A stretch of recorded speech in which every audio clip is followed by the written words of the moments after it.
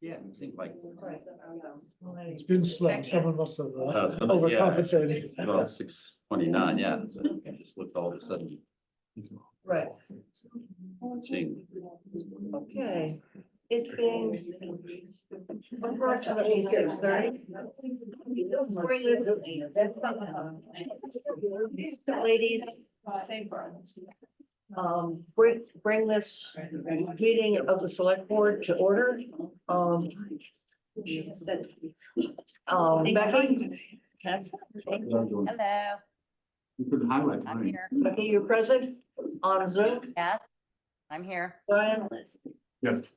Kathy? Yes. John? I am here, yes. And, I'm here as well. We will now take public comments on non-agenda items. We have a fairly busy meeting, so I'm going to restrict comments to 2 minutes. Is there anyone who has, comments on anything that's not on the agenda? Is there anyone online? Not seeing anyone now. Okay, the first thing that we ordinarily do is look at we have a chairman's report, I have no chairman's report. We look at the action items we have coming up.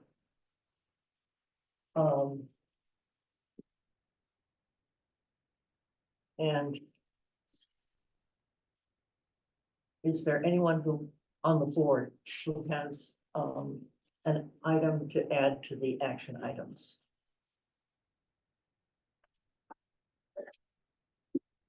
Hearing none. Do I have a motion to open a public hearing for, the National Grid, work on Arbella Street? I move that the select board open a public hearing on the petition of National Grid to install approximately 5 feet of underground conduit from MH3 to Custom Street, Bella Street. Second. Becky, Yes, Brian, Yes. Kathy, yes. Anne says yes. John, yes. Okay. Recognize. Sabina Mahabir Sheehy, representing National Grid. Thank you. For River Street, Beverly, Massachusetts. This is to facilitate the customer's upgraded service. The existing conduit that's there is too small.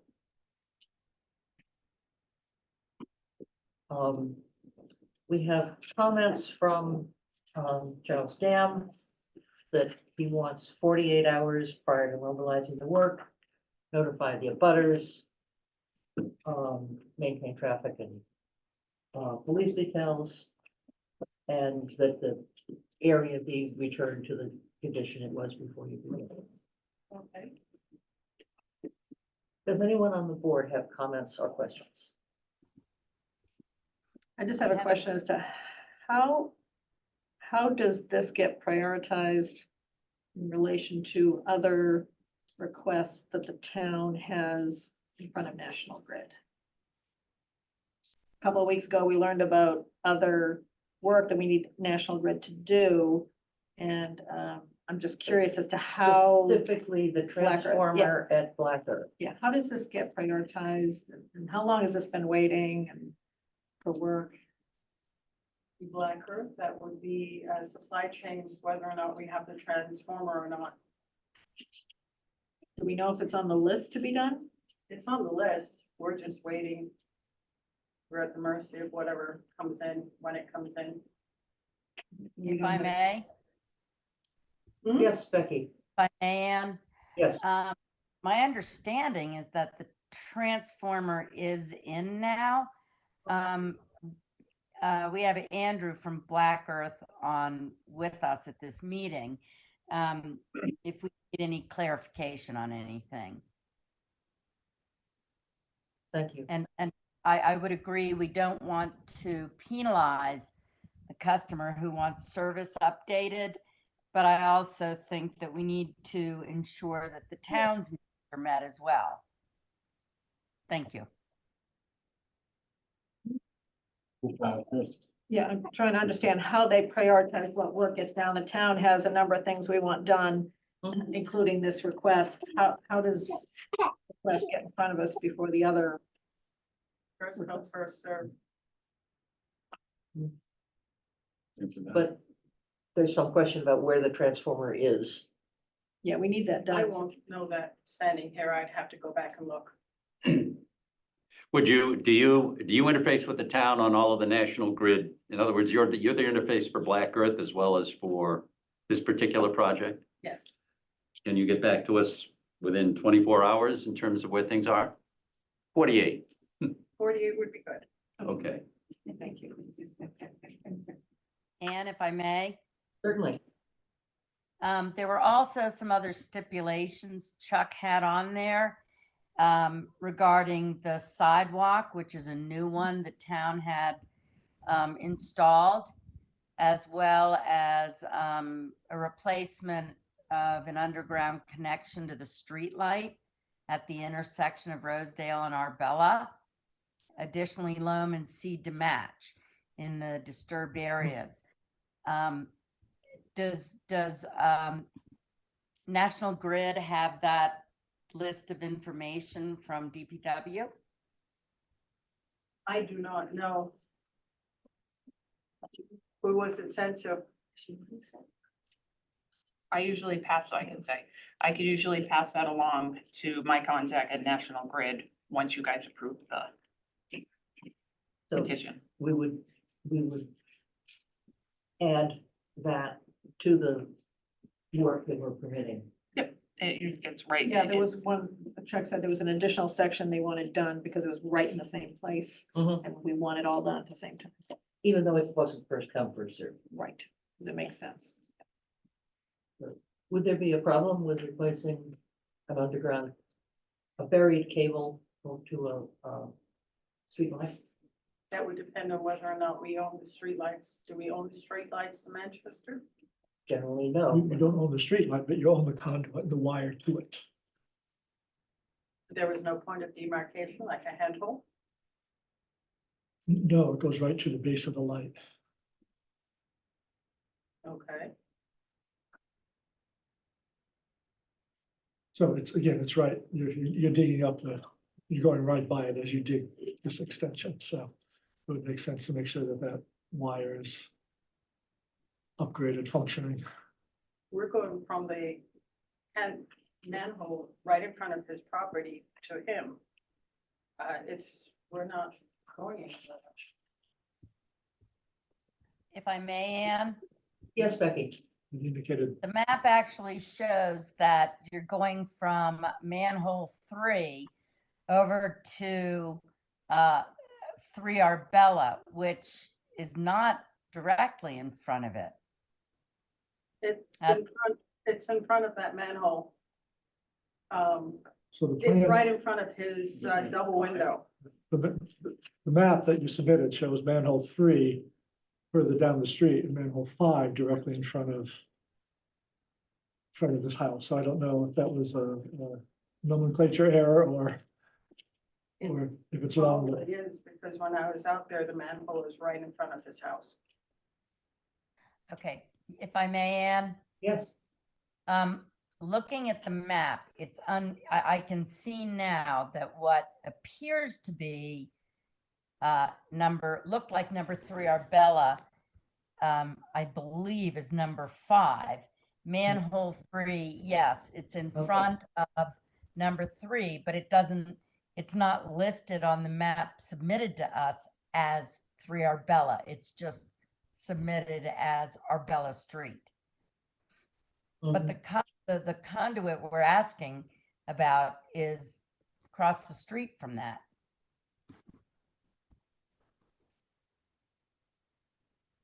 You'd have to include all of that in what you submit back to us. So we could do approval subject to National Grid's agreement of all the conditions. and we can give you the specific, the conditions are in an email from Charles Dale, DPW director. That include, as Becky said, the entire limits of the new sidewalk. No, you're not, it's unfair to expect you to remember all of this. Can someone, if we have a motion, to include all of the requirements from the DPW director, can someone else fill in the,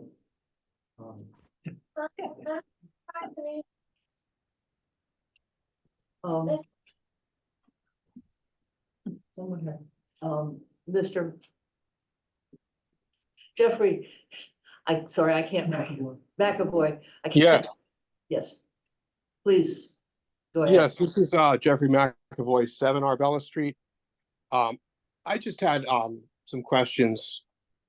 We have a request in with National Grid going back to early October of last year, late September, for a service upgrade where they were going to run some new cable through an existing conduit to our house. I was wondering if that might be part of this project. There was no digging required for my understanding, it was just running cable through an existing conduit. It is an associated project. Would that be done at the same time? It would have to be done before, Okay, but I need this to go through for us to. Yeah. So I is the, just have one other comment for the select board. Someone who's been waiting since October, I'm sorry, late September, early October for this. I don't really care for the fact that you're trying to add additional stipulations and additional work and making this contingent on anything for the town. I've been waiting since October. I've already lost out on rebates from National Grid because this wasn't completed last year when I requested it. So I really don't like the fact that you're trying to add, new lines to lamp posts or whatever the hell else to this project as a contingency. thank you. My You're welcome. These are 2 separate applications. correct? These are two separate, and No, we have to upgrade the infrastructure to him and simultaneously do this. But before us is this application. But yes, because the other one does not need an application. The other one just needed the conduits to be pulled in, but we have to coordinate the swap over with the secondaries, which feed the neighborhood to do this. Seems like there's a lot of work that needs to be done in this particular stretch of Arbella. I personally would like a little more clarity. I don't, The existing secondary that is there will not handle the upgraded service for he or the new customer or the customer at number 3. So we have to upgrade the secondary. okay, That is fed from another location. This is just secondary. There is no primary down the street. So we had to upgrade transformers and swap over loads in So- order to do this. so my question, Madam Chair, is if we approve this, are there any other steps that need to be taken in order for Mr. McAvoy to get what he needs done? It sounds like this is a prerequisite for his request. What I'm trying to understand is what's the whole process that's needed to get what he needs done? We will need a short outage for the neighborhood in order to run the new secondary. We're not digging up the street, but we also need to put in the conduit for this customer also, because we have to intercept his in order to get to the next Okay. one. So step one would be for us to approve this with the conditions that Chuck Dam has outlined. Step 2 would be you guys just coordinate with Mr. McAvoy, or is there anything else you need from us, or how can we ensure that he gets what he needs? Basically, just pass this one. With the conditions that we're gonna place. If the homeowner at 3 Arbella had not come up with his or her request you would have had to do this upgrade anyway. Was this a very coincidental situation? It was. All right, so since it's come up, you say, oh, we can kill two birds with one stone here, so to speak. Yes. And Okay. how long should Mr. McAvoy wait to hear from National Grid after this first step is completed? I would have to speak to a scheduler and what the on-the-ground schedule is like at this point in time. How long would it take to get him an answer? And why don't you add that to my 48-hour? Okay, okay, that's great, that's great. Okay. Okay, are we ready to make a motion? So I Yes. think I need to We move close. to, are we ready to close the evidentiary portion Yes. of the public hearing? Okay, so I move that the select board close the evidentiary portion of the public hearing. Second, Okay, Becky, Yes. Brian, yes. Kathy, Yes. Anne says yes, Yes, John says yes.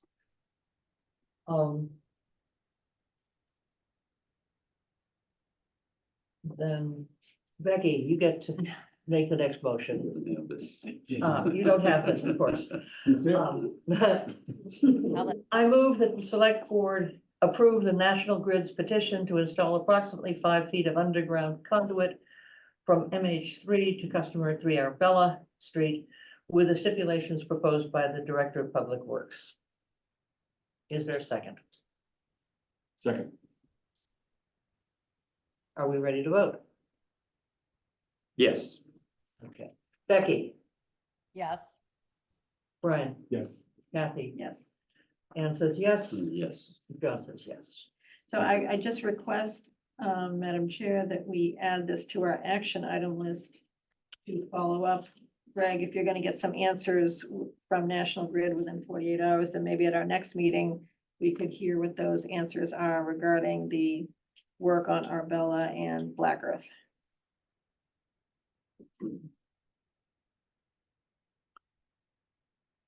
In that motion, there were stipulations. Are these stipulations already stated, or can they be added to based upon the discussion here? You approve, your motion was to, Based on the Those stipulations. Which is in Chuck's here. email. And we will take National Grid's word that once the secondary line is in, it will be possible to deal with the situation at 5 Arabella. Okay, Good to go. Look forward to hearing from you in 48 hours. Could you include your email on that communications? Yeah. Thank you very much. Thank you. thank you.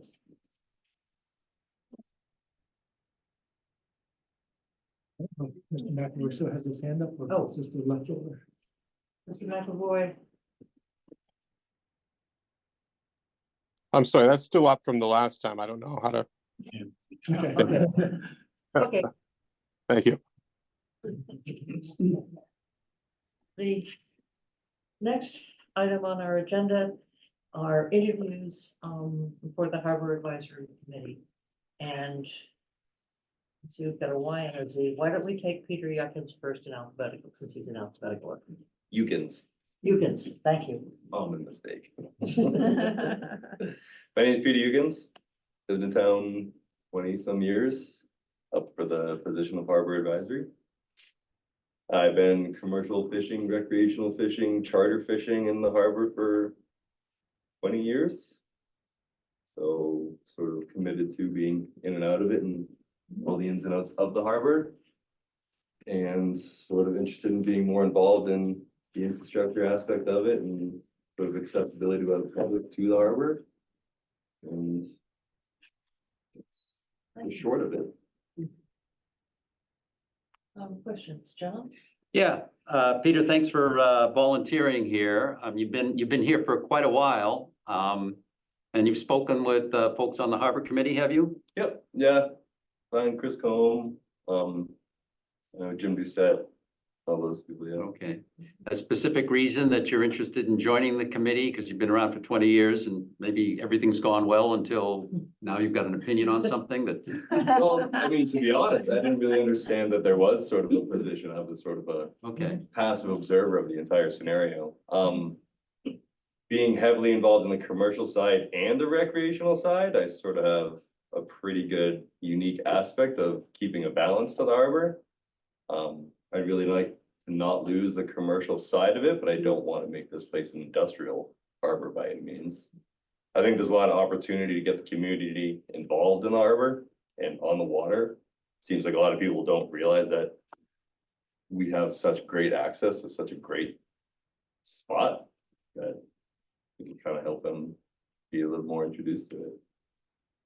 Becky?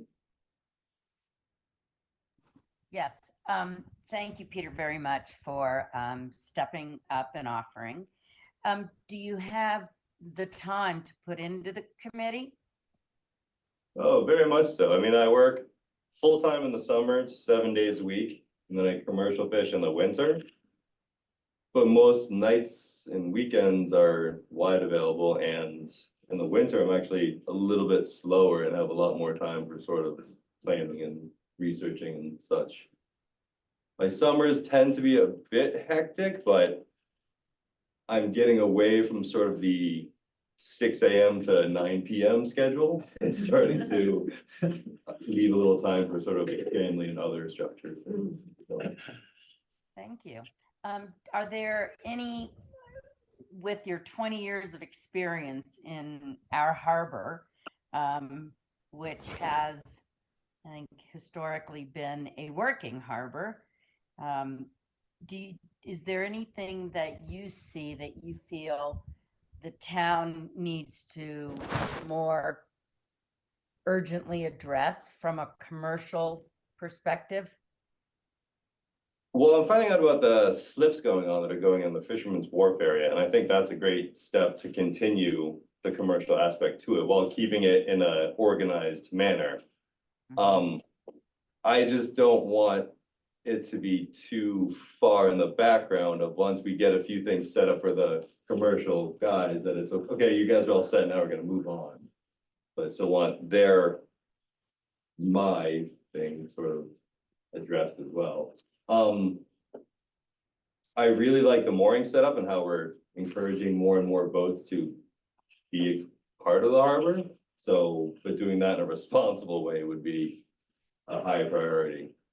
Mouth of the harbor is a bit of a chaos scenario and it has some things that need to be addressed. So that's interesting to me and trying to figure out a way to lead people to be able to access and enjoy it as much as possible, but be incredibly safe around it. Mhm. Sand Dollar Cove is a bit scary to me as a boater, so that's one thing that I'd like to kind of take a look at and learn more about.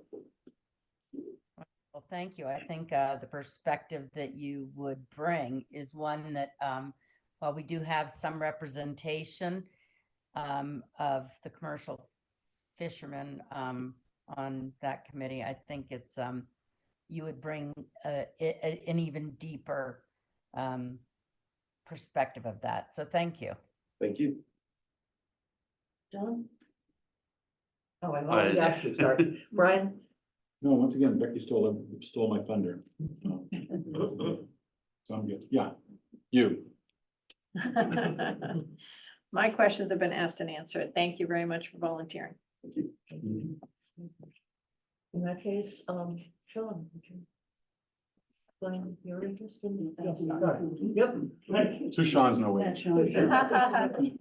Hi, my name is Sean Zahn. I live at 9 Loading Place. I'm a recreational boater here in the harbor. I've lived here since 2005. My background is I worked for Delta Airlines. I was a safety environmental coordinator, along with being an aircraft mechanic. I was very involved with all the safety for the Northeast, safety and environmental. Working with the harbor plans for the airport with Massport, and all the Environmental Protection Act, all that kind of stuff, the government bodies. I am currently retired. I serve on the ZBA committee. I try to stay very involved with all the things in the town. I work with, currently I do a lot with the American Legion, the Rotary. And then I'm just looking for all that I can be involved with, so help out as much as I can. Becky? Yes, hi, Sean. Thank you very much. Yeah. You've given a lot of your time to the town, and I think the town is benefited greatly from that. I do have one question regarding your application. And you said that you would like to see, and I'm quoting here, us move forward in a very positive and protected way, serving both our citizens and our businesses. And I wasn't clear on what you meant by that in terms of very positive and protected. Could you elaborate on that a little bit, please? Sure, as we move forward, with the changes that are going on with, like climate change and things like that, as we've noticed with the rising water that we have and all that stuff, we've got to move forward with the harbor. But we want to always keep a balance with our business and the recreational boaters. We want to protect both at all times. And just think, and also protect the environmental impact that some of these things that we do have. So that's what I'm referring to. Thank you very much. I appreciate your answer. So, as you say, you retired. So during the summer, you read around the water, that's it. Right, around the water. Yeah, always around with, talking with Brian, staying in touch with him. When I'm out on the water, I constantly let him know I'm out there. If he ever needs help with anything. Yeah, I try to stay in touch. And do you, obviously, besides the environmental issues, are there anything that you bear on as to problematic that's harbor advisory committee could look at to try to improve on? Well, there's several things we got. Wait, sometimes it can be kind of a little wild west out there. Some of my concerns, some of the safety stuff that goes on, are, Brian and Todd and all them, they do an awesome job with the resources they have. But that's some of my concern what goes on. And then just look at, again, with the environmental stuff, looking at what's gonna happen with all the rising water. The launch service I thought was a huge, great thing that was going on here. That we've had, working with I handled the red, white and blue breakfast. I'm the one that sets that up, Don McCory and myself, and we used the launch service for that. And what a huge impact that had for that and the amount of traffic that it reduced. Those are the kind of things that you have to go beyond on a little different things. We don't realize what impacts that we have when we change something.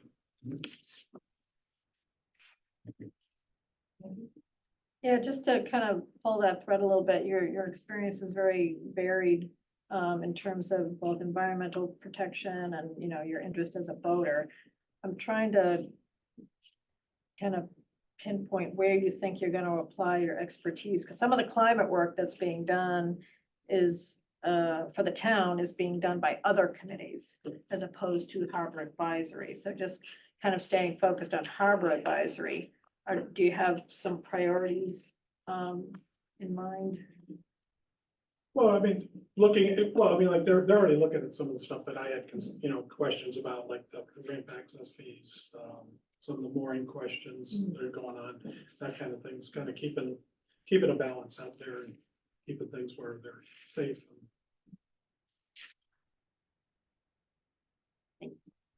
No. I think most of the questions have already been asked. You did mention the launch service. Are you a user of the launch service? Or an Not observer?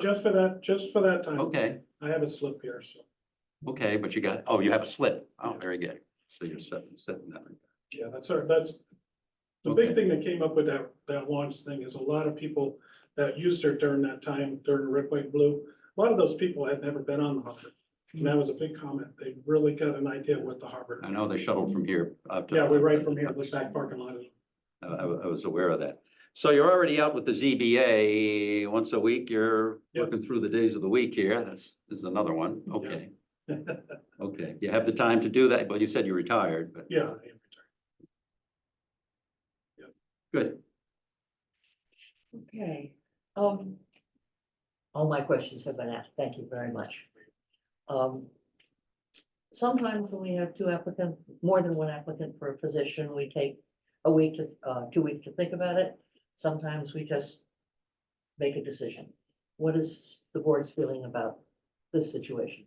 Becky? I think we have two incredible candidates who would both would bring a lot. But I am inclined to have the commercial business with some deeper representation. And I'm comfortable going ahead this evening. John? I think we can move ahead this evening. I'm not sure that there's anything coming up in the next 2 weeks at the Harbor Advisory. Well, they have a meeting tomorrow? Before tomorrow night, yeah. Okay. Well, that's the task force. Yeah, that's- It's a that's- task force. It's related. It's not exactly, it's overlap. Yeah. I think we can move ahead this evening. Kathy? Yeah. You were looking at Brian when you said Becky. Yeah, right. Yeah. Thank you. I'm okay moving forward. Okay. Yeah. Do I have a motion? You have a motion to, I guess, vote on a Harbor Advisory Committee member for a term to expire on June 30th of 2027. Pick somebody. Okay, excuse me. All right. Which one? I move the Peter Yukins. Here's the. Yes, okay, the Peter Yukins be appointed to the Harbor Advisory Committee for a term to expire June 2027. Third, second. Second. Ready to vote? Well, a discussion? Just a Discussion, minute. sure. I just want to recognize Sean's experience, and I'm just wondering if there would be an opportunity, Greg, to include, I mean, you're already on the ZBA, et cetera, but we do have climate initiatives that the town is pursuing, and having someone with his background on those committees might, if you're open to it, I think that would be a great place for your experience, if you're open to it, but you've got great experience, and I don't want to discount that. Agreed. And particularly interests, Yeah, I because mean, you volunteered that. just listening to you talk about things I have no knowledge about, it's impressive. Okay, is there any further discussion? Well, I've known Peter. Most of my life. When you were a pain in the ass. Yep. And, you know, I applaud that he stepped up. I think that the commercial interests are important. But, I do also know Sean, kind of on you. And I know that the commitment he has to, the harbor and the recreational boaters that we have, which are a lot more than the commercial voters. And I think that his expertise and his basically has been able to talk, he probably knows half the voters out there from a recreational standpoint. I think that serves well in this advisory. Be able to speak to what the recreational voters are looking at. And that's what I'm looking for. So, because again, there weren't any commercial boaters out at the St. Dollar Cove a couple of years ago. I know Sean was, because I was on his boat. So, no, I think that as we try to improve the access for other recreational boaters and improve, improve the harbor for recreational boaters. I think that's what I'm looking for, and someone's got the time to do it. Good question. Who else is what's the makeup of the rest of the committee? Because that's what we're trying to do is make sure, you're both great, you know, Yeah. there's No no doubt about it. What we're trying to make sure is we've got all of the representative constituents on the advisory committee. John has the book open. I'm looking at the book, because I mean, that's the first thing I turn to. Yeah, And I don't know how much turnover there's been in the committee, but right now, Most committees have they've been pretty. active turnover. Okay, well, listed here, Dan Gray, Carl Doan, Chris Cobb, Steve Lauber, Bill Leahy, Dan Lane, Sam Crocker, and Steve Mayo. I will just And- add that my commercial aspect too is half of my interest in the boating, that I'd run charters all summer long and I'm a fishing guide in the summer for recreational boating. And I run a kids fishing program. So my involvement in this harbor predominantly is on sort of a recreational for hire side. And that my commercial aspect is a winter aspect. And that I run commercial bass and lobster stuff incrementally out of the harbor, but I'm interested in the infrastructure of the commercial. Okay. I just And didn't if want I to may- be You got to full put commercial. in both places. So the commercial folks right now, Sam Crocker, and that's even a little bit more unique because he has a marina Yeah, rather than being a commercial fisherman per se. and Jim Yeah. Doucette. But, Jim Doucette is the Jim other, Doucette. he's a lobster. Yeah, that's correct. Dan But Gray, he's not on the list here unless he He joined. replaced. Yeah, Replace somebody. yeah, we just voted him in.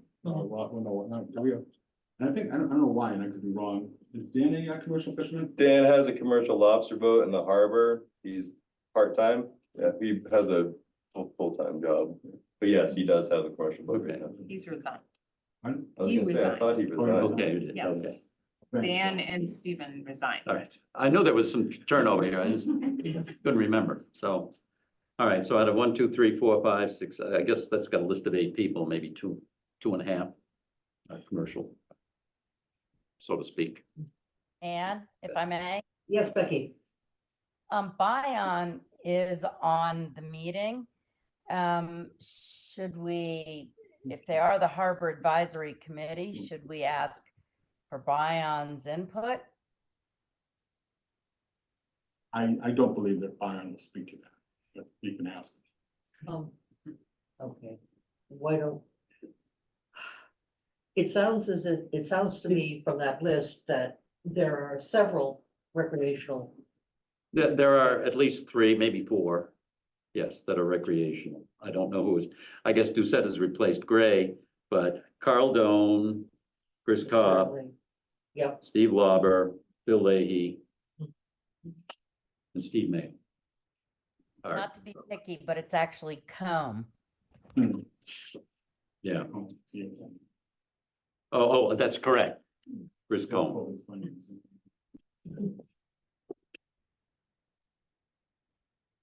okay, in the light of that discussion,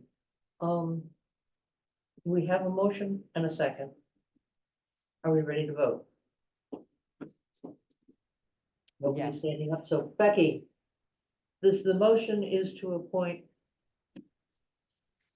Peter, yeah, Peter, sorry. yes. Brian, No. Kathy, Yes, John, Yes, and I say yes. So thank you very much. Thank you, Sean. We look forward to seeing you here another night with another application. Thank you. thank you very much for. Okay, now, the next item on the agenda is the Community Preservation Committee project review. And who is here to speak?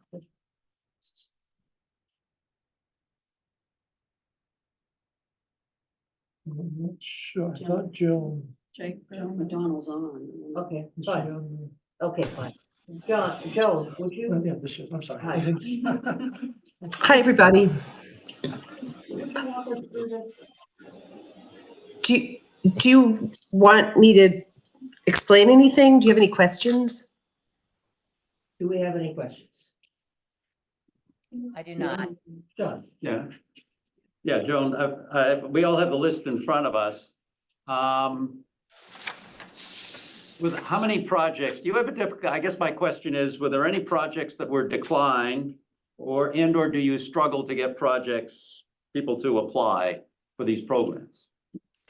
The only project that I can tell you that was sort of revamped was a request by Parks and Rec for walkway restoration at Masconoma Park. And after the couple of floodings that we've had in the last couple of months, we went back to them and suggested that maybe that would be money that shouldn't be spent at the moment. So we changed that into a engineering study to make sure that everything is ADA compatible, and they agreed that that was money better spent that way for now. But other Right. than that, we have under open space and recreation, we have 8 projects. Affordable housing, we have the Affordable Housing Trust, and if you have any questions about that, I can definitely go into that. And under historic preservation, we have 4 projects, including the church steeple at the First Parish Church and a couple of projects at the Historical Museum. So, yeah, I mean, we have a good amount of projects. I'll take you off the spot. My question is, have we used community preservation money before on the First Parish Church? We have. We did restoration on the First Parish Church before. And it's not about religion and it's not about the congregation. It's more about the building and preserving a historic building in the center of Manchester. Thank you. As a follow-up to that, I just had a question. Do any other houses of worship in town fall under that category, or is First Parish unique and it would be the only house of worship that we would use these types of funds for? I don't know that any other house of worship has approached us for funds at any particular time. And I think we probably have to look at what the benefit of it would be to preserve another building in town. I really don't have a definitive answer on that. But I think the parish church, because it was a meeting house and because it is the center of town, has become the focal point of downtown. And that's why it is allowable to do that, to spend money this way, as long as it doesn't have anything to do with the religion. I guess I just would encourage the CPC to understand the other houses of worship in town and whether or not they would ever be, afforded the same consideration. And if not, that's a good answer to have in your pocket for town meeting when this goes in front of the voters, because there are other houses of worship in the downtown. Right. Lovely structures, and better to know in advance what the answer is rather than get asked and not know the answer. I think to Joan's point, I understand. it's house of worship, but it's more. No, I get it, but I'm just trying to prepare the People that are team. Coming in from the harbor. Right. And- Right. It's about preparing them to answer Oh, no. questions that they may get asked us. Something like If I may, Anne, Certainly, Becky. I would just reiterate what Joan said, which is that it was originally the meeting house. And along those lines, that's why it's a friendship tree and not a Christmas tree. I don't know if that has any bearing on what Kathy's saying. Yes, it is currently used as a house of worship, but its origins were that it was a meeting house, or our meeting, a meeting house for town, and therefore certainly merits community preservation support. Thank you. Yeah, it's as much about the structure as well as its role in 17, well, actually it was built 1809. So the first half of that century, but equally important, it's a historic register building. It's a historic building, and this is all about historic restoration. Now, the other buildings in town that fall in that category, they get considered. But that's really the driving force here, because it's historic. Totally agree. I Reservation. just think they need to do their inventory and have those answers. Yeah, agreed. Kathy, I hear what you're saying, and we'll discuss it at the next meeting. Absolutely. Are there any other comments from the board on anything on the CPC list? I think I just had a question on the affordable housing line item. What, it wasn't just clear what that was. I'm sorry, can you ask the question again? I can't hear Sorry, what you the said. Affordable Housing Trust, Yeah, $200,000 for that initiative. Sounds great, but are there any more specifics around that? What are you doing with the money? so the Affordable Housing Trust has been very happy to have the generous contributions from the CPC for the last 7 years or whatever it is that we've been working. We've accumulated over $1 million. We have it invested in some CDs and, not long-term, but we can get to the money if we need the money. It's important for us to have a substantial amount of money to be able to offer to a developer or to be able to purchase a piece of land in town. So that if the situation arises and we do see a project that's viable, we'll be able to jump on it. Yeah. So we meet almost monthly, the Affordable Housing Trust, which I know you all know, but we're constantly talking to other to residents and homeowners, landowners that might have opportunities for us.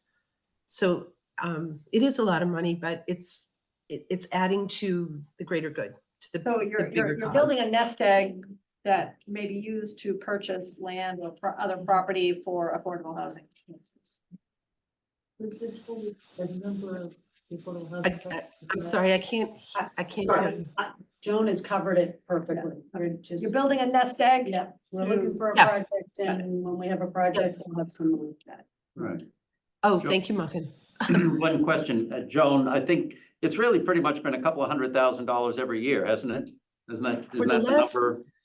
So pretty much Yeah, for all the of the money last- that they've accumulated has come through CPC allocations. And a private donation. Oh, there've been private donations as well. There have been private donations, yes.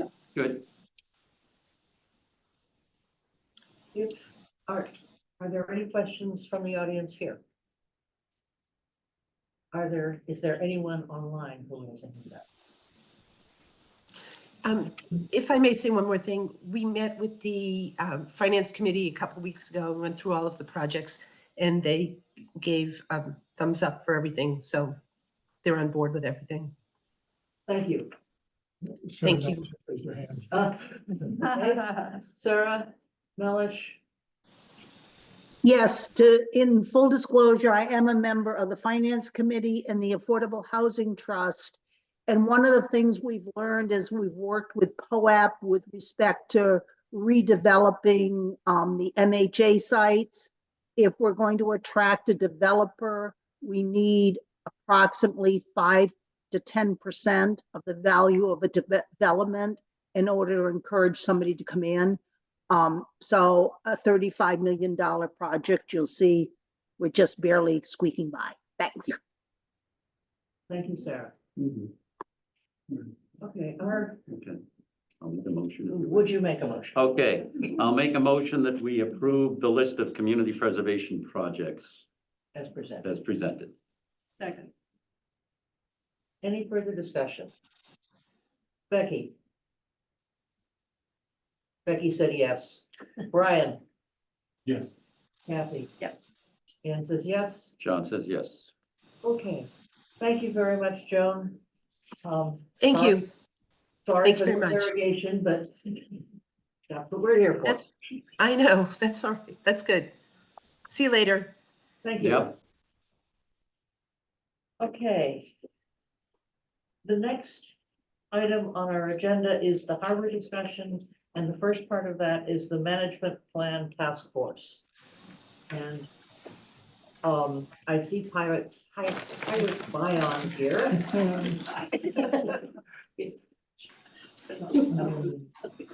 Is Greg, who is, He's a friendly pirate. yes, So yeah, I think Brian can certainly start us off okay, and, we can go from there. yes. I can only see half my screen. Good evening, everybody.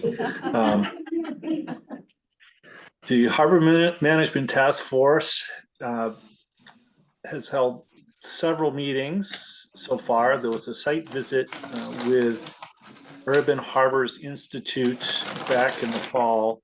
We took them on the boat with 2 members of the task force and took them up and down the coast. They had a lot of questions. We spent about 4 hours with them. Subsequent meetings were sharing of maps and that were provided by the Urban Harbors Institute, and the development of relevant issues in the harbor to include to obviously navigation. I had to say that first. Could you mute yourself? Oh my God.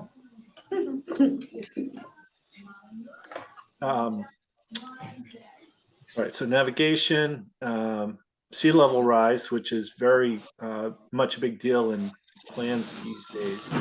Resources, which include fisheries and eelgrass. Chapter 90, the Chapter 91 was discussed quite a bit because of the amount of filled tidelands real estate we have in Manchester. So after pulling together all the different pieces that should be in the plan from these discussions, the group decided that tomorrow night, and hopefully everyone's seen all the literature, that there'll be a public breakout table session up at the high school from 7 to 8:30 with tables with all of the different topics that the groups come up with to date, and to listen to the public and see if there's anything that's been missed or if any of those need to become more of a focus. With that information, the contractor will go back and compile that data. Discussions will continue at task force meetings, and there will be, I'm guessing, at least 2 more public sessions before a draft document is put forward. That's at the high school cafeteria? Yes, yep, 7 to 8:30 tomorrow night. 7. 6:30 or 7 to 8:30. Yes. 6:30. I got 6:30 here on the Okay, I think 6:30. 6:30. We'll be setting up at between 6 and 6:30. The flyer that was distributed should say 7. It says 7 to 8:30, the flyer. well, if someone shows up early, they can help you set up. There you go. Becky, do you have any comments on that report? Okay. Brian? No, what she said. Just overall timeline, I'm a little fuzzy. We Right. talked about, the public forum tomorrow night, probably 2 other public meetings. What's the overall timeline?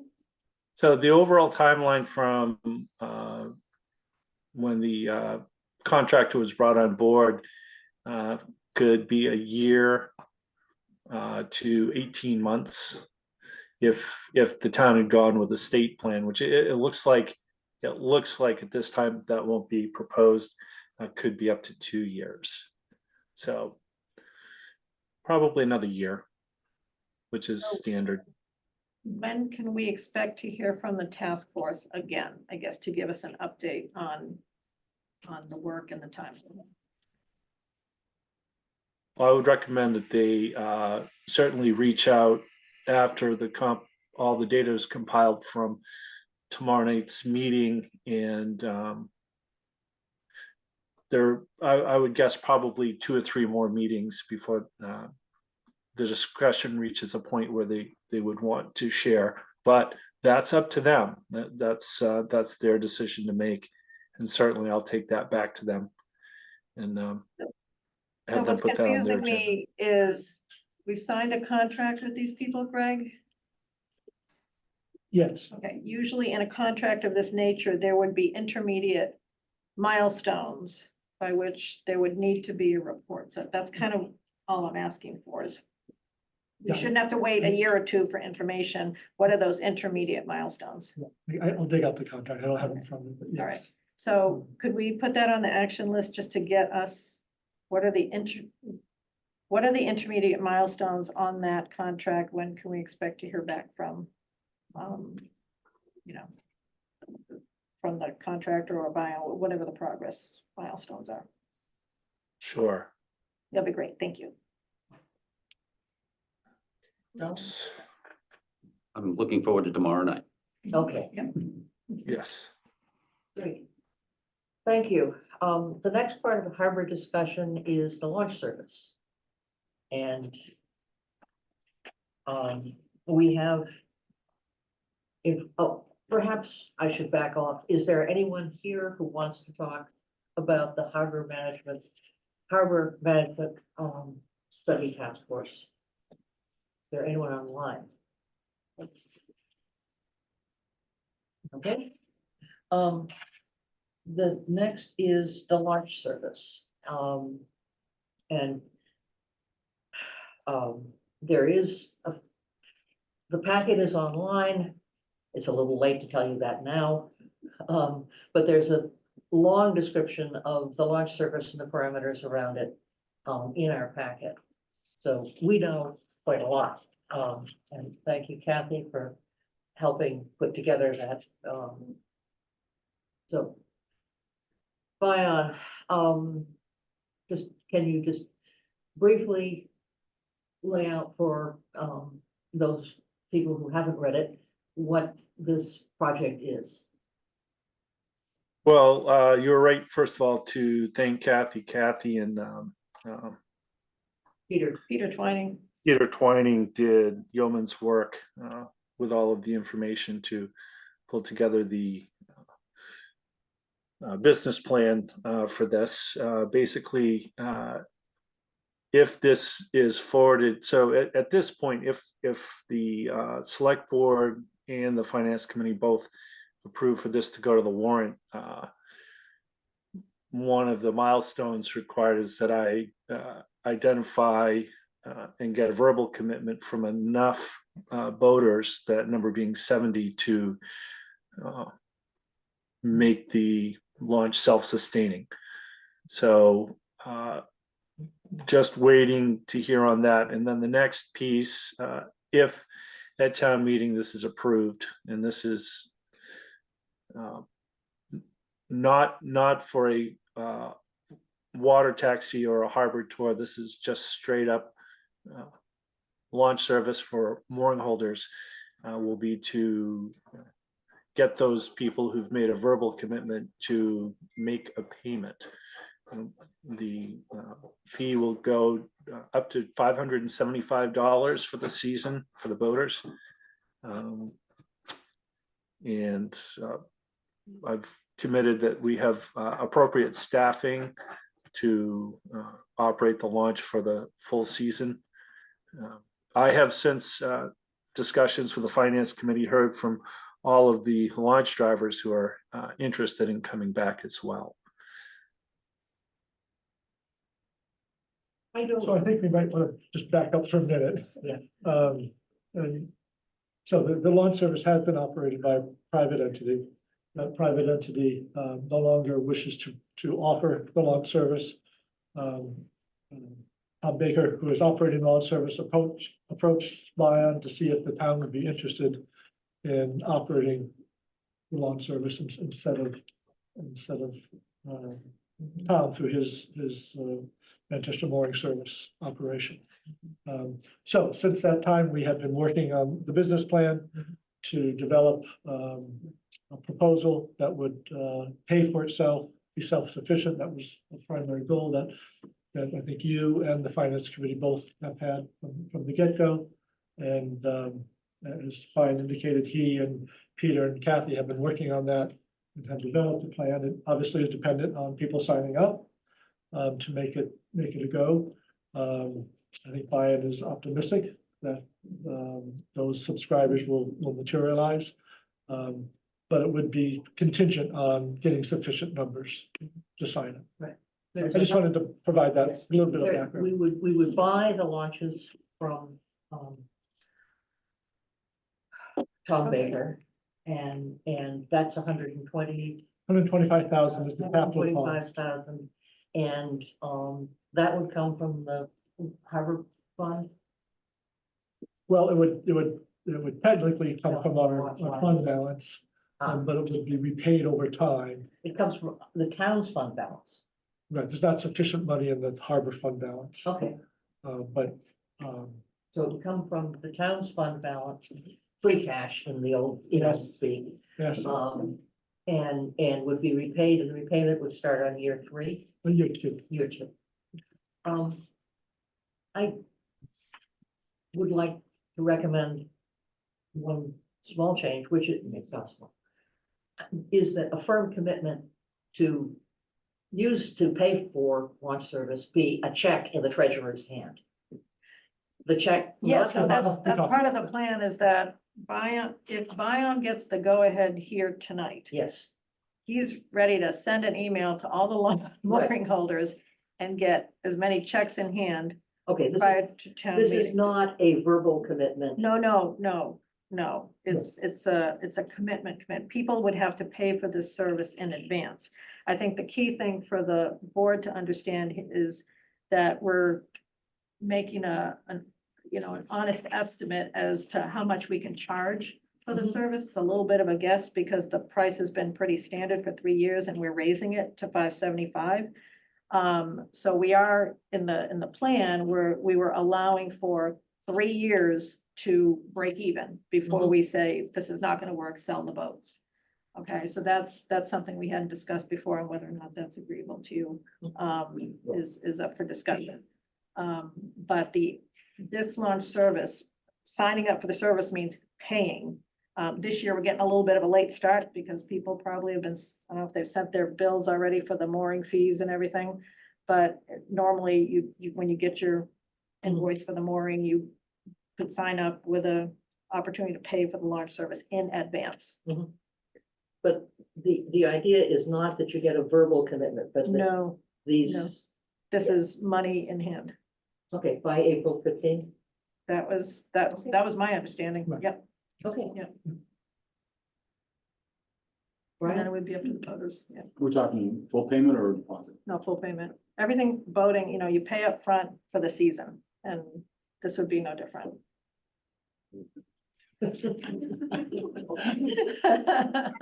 Becky, do you have any comments? She's in Montana for sure.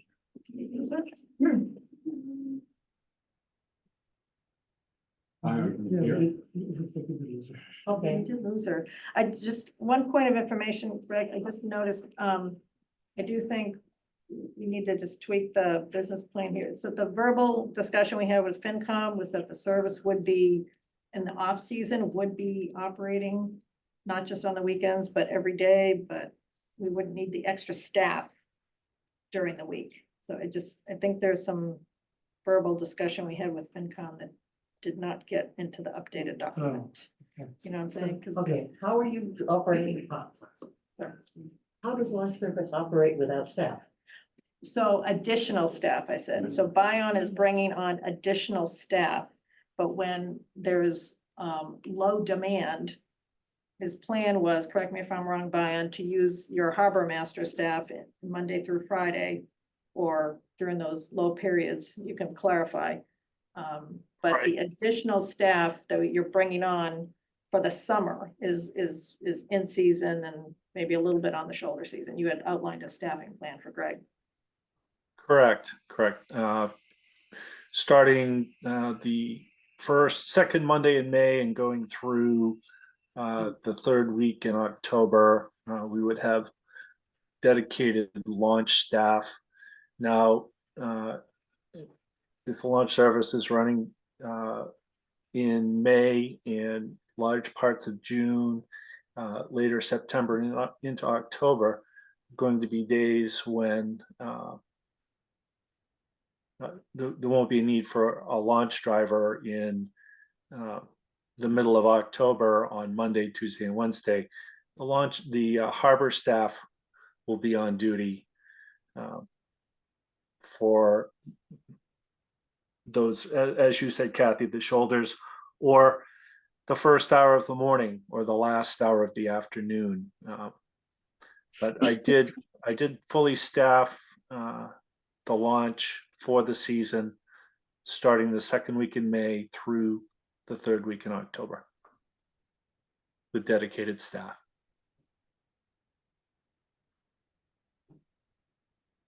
So the plan is to use town employees to drive the launch. Town harbor employees.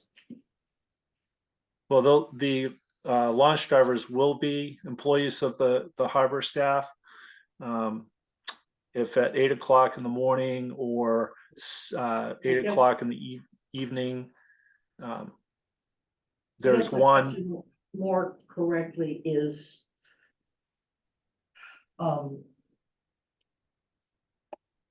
will the funding that you bring in allow you to reimburse the town for time that assistant harbor masters use driving launches? Right. Well, the harbor masters are already be on duty. If there's one launch customer left out on their boat at 8 o'clock in the evening, I would be inclined to let the launch driver go. And then the harbor master who's already on duty, being paid as a harbor master, would be more than capable of covering that. You know, we're not talking about a Saturday or Sunday when there's a half a dozen boaters still out during our operational hours. This is during the slowest parts of the season on the slowest days. Are there other questions from the board? Yeah, but Bayan, I've got a couple if I can ask. Sure. I'm trying to get my head around what the potential market is here. I see in your paperwork here, you say about 360 mooring holders that don't have access to a launch service through a private club membership. And how many of those 360 have dinghies? Because if you've got a dinghy, you wouldn't necessarily need a launch service. You use your dinghy. Right, and that was the same situation before there was before Manchester Mooring started their business. So, you know, people who sign up, some of them have actually kept their dinghy spot at the dock. Not all have surrendered. So, you know, if they want to keep a dinghy at the dock, I don't know why we would discourage that. I think we would certainly let people pay to keep their dinghy there. And if they don't want to, then that certainly would be their choice. Well, I mean, it's more to the point, you know, who's got a motivation to join? You've got, what, 57 or 60 last year that joined, and would be people that don't have a dinghy. If you do have a dinghy, I would think you'd be probably inclined to use it. How many dinghies are in the harbor right now? Or not right now, but and last summer, say. Oh, between Town Hall, Tux, and Reed Park, 250. All right. So I'm looking at that. The people that have access to a private service, most of them don't have dinghies. And so you've got 360, of which at least a half of those probably have dinghies. So the potential market might be 100 to 150 people. And I don't know how they were getting to their boats last year because they didn't have a dinghy. But yeah, boat club borrowing a members. dinghy. Some are boat club members, you're right, some do share. But, Okay. I don't think the fact that they already have dinghies, means that they wouldn't be interested in this service. The Okay. 60 people who have launched service now had dinghies in the harbor too. Certainly some of them, some were boat club members, so they made the choice that they'd reached the point where showing up at the dock, stepping on a boat and being delivered to their boat with all their gear was preferable to dealing with the dinghy. So I can't predict what number will. My goal is to reach that number that satisfies the break-even number for all of the folks who really want this launch service so that it can continue to remain. So I Okay, don't know. All I right, can't predict that's that. fine. I understand the numbers are a little soft, but there are people that own dinghies that still want the launch service. Second question, I assume that you've spoken with the Gloucester folks who have a system that's working like this. Yeah, Is they that a just correct bought their- assumption, or? That's correct. They told me this winter they just purchased their second launch. All right, so that's been successful. So tell Yeah, me although what. they say their price point's too low. They're at $350 and they feel that 500's more the number, so. So that's one of the things I think we need to learn if we move forward is what's the right price point? Because I just learned Marblehead charges almost $1,000 for their launch. Mhm. So there's a lot of wiggle room between, we kind of went conservative with the 575, not jumping up too much. But we'll see if that attracts people, and if not, we don't know. Does Gloucester offer a per trip mooring service, or does Marblehead, or is it, hey, you've got to buy in for the whole deal? Gloucester does offer a per ride. Because I mean, that's kind of a dangerous thing. People start to do the math, and you can't do that, at least not out of the chute, but got to figure it out. So I was curious about that. Any other observations from Gloucester? How long have they been in business, and it's grown every year, or has not, or what? Well, so the numbers have increased. What increased? What they actually have a number of people that actually use that as a shuttle to cross the harbor. They have people who don't even own boats who use it to get from point A to point B, and some pay the annual membership fee and some pay a per ride fee, depending on their pleasure. Going to the restaurants. Yep, exactly. Understood. Yeah, that's a good idea. But Harbor Uber, Harbor Uber. Yeah. Okay. We're running a little bit late. Actually, we don't have the schedule at this point, but running later than I would wish. Is there anyone in the room who would like to make a short comment? Okay, is there anyone online who would like to make a short comment? Okay. We have Gar.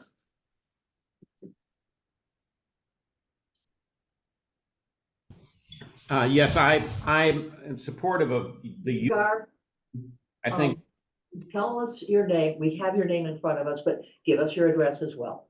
I've lived on 11 Jersey Lane, and I've lived here for 47 years. What is your name?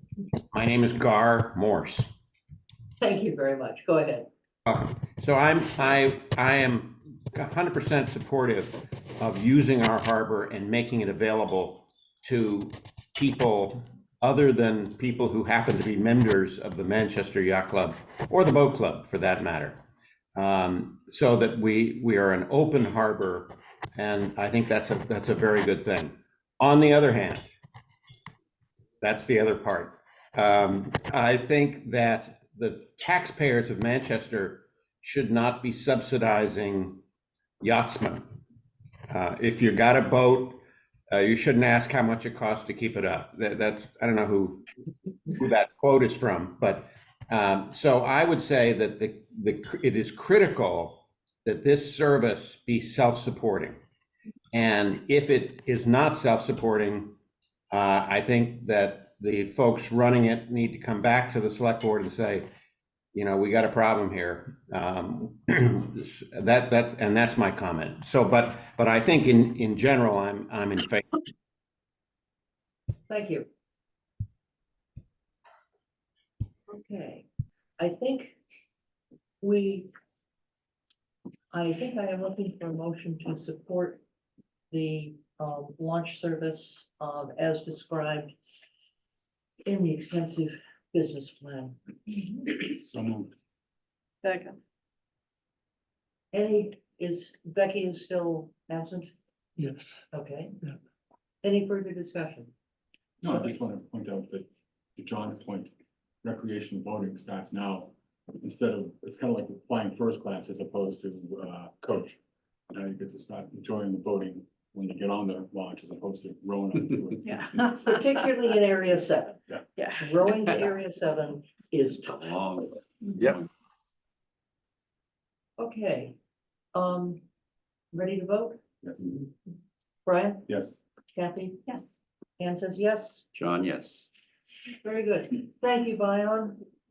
Thank you, everybody, very much. I've got work to do. I'll see you around. Okay. The next item on the agenda is the Parks and Recreation Committee pickleball court sound mitigation. And maybe Greg, you could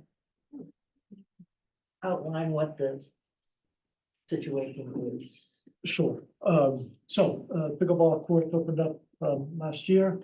A new service for the town, a new amenity.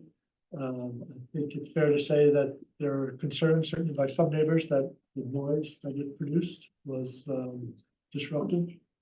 And that desire to mitigate that noise became a strong request. Finding a solution to that has been slow in coming. The Park and Rec folks have been working to try to come up with solutions that would work. And started off with some sound measurements, reached out to the Pickleball USA Association for some assistance. They hired a sound expert to do an analysis of the courts and what kind of noise production we can expect without any sort of mitigation and what we might expect with some mitigation. That report recommended a number of possible steps from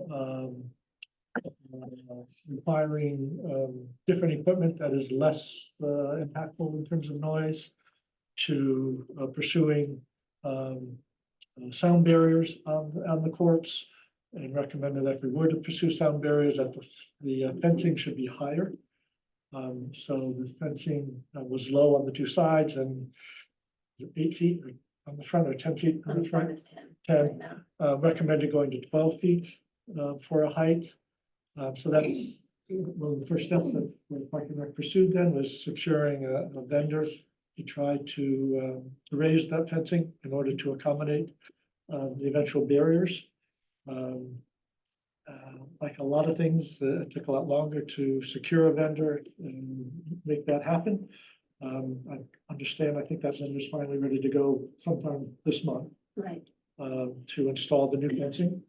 And in the meantime, during that time, pursue different options for sound barriers. We had Park and Rec folks brought in some vendors to try out some barriers, to put them up on the wall, on the fence, to see what they look like, and to try to get a sense of what sort of attenuation they would provide. So fast forward to today. We do have 3 formal quotes from 3 vendors to install barriers, soundproofing barriers on the courts. Obviously, it won't eliminate the noise, it will attenuate it. The goal, I think, is to get it to 55 decibel reading on the outside of the courts. Today, it's probably in the 80 range. I might be a little high on that. Yeah, that's inside, outside. Yeah, depending on where you are, of course. in terms of that noise. So I think, this evening, the select board is wanting to, discuss with Park and Rec the possible next steps in putting up, sound barriers. Look at those 3 quotes and see which of those 3, if any, you want to move forward with. And if there are other measures, that might be pursued as well. So I think that's a fair summary, Phil. Most, certainly Cheryl can fill in some details that I have left out. Yeah, no, that's a fair summary, and I don't think we need to beat it anymore, so that's enough. So as you can see, if you guys have had a chance to look at those estimates, they're all very different and very try to include actually the visuals. This is actually, I'm sorry, Debbie, would you mind handing this around? The last company on there didn't have any pictures, but this was the best they could send me, was their fact sheet. It does include some pictures of their product. Well, no, we haven't even discussed this at a Park and Rec committee meeting yet, so we don't have a recommendation. So I was unsure exactly what you were looking for, just to see where we're at, or if you're looking to kind of think from here. John, the chairman, want to speak to the meetings?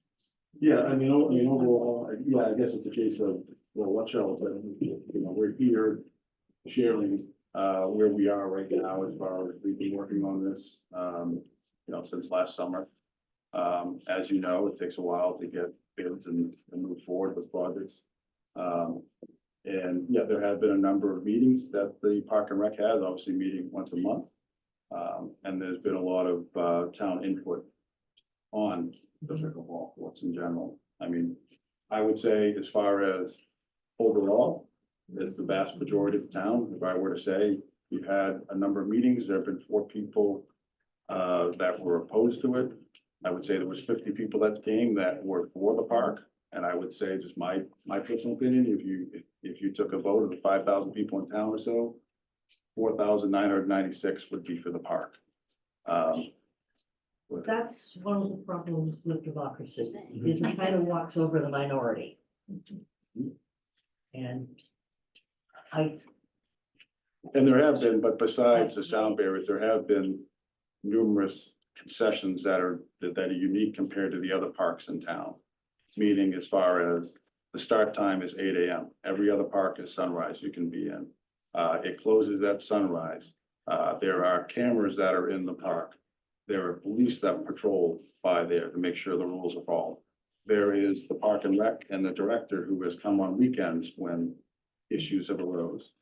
There's also a private citizen that shows up there before 8 o'clock to make sure no one even goes, not even to play, but no one even goes on the park to just stretch out or put their sneakers on or what have you. So I would say, I understand what you're saying about the minority, but I think the committee so far has done a number of things to understand the challenges that some of the minority have. Also, another thing, as a private citizen, I live on that street. I'm right up the street from that. I work from home. I have my windows open. I can hear it. There were 3 individuals who were obviously opposed to the park or have concerns with the noise. There are more people in that neighborhood that enjoy the park and are for the park. It's just unfortunately, they're not as vocal, and as we know, sometimes rightly or wrongly, the squeaky wheel gets the oil. So that's where Park and Rec is. Yeah, I've got a couple of questions. The testing that was the testing done with any of these products at all, or was it just general sound dampening? Yeah, some of these products were used. Okay, Yeah, so like prototypes of the bottom one, this SLNCR. okay, a prototype of that was used, and I see the picture here. The other pictures tend to be fairly complete in covering the whole wall. That seems to be kind of in the middle of the fence. It's got a foot Yeah, or so below and space above.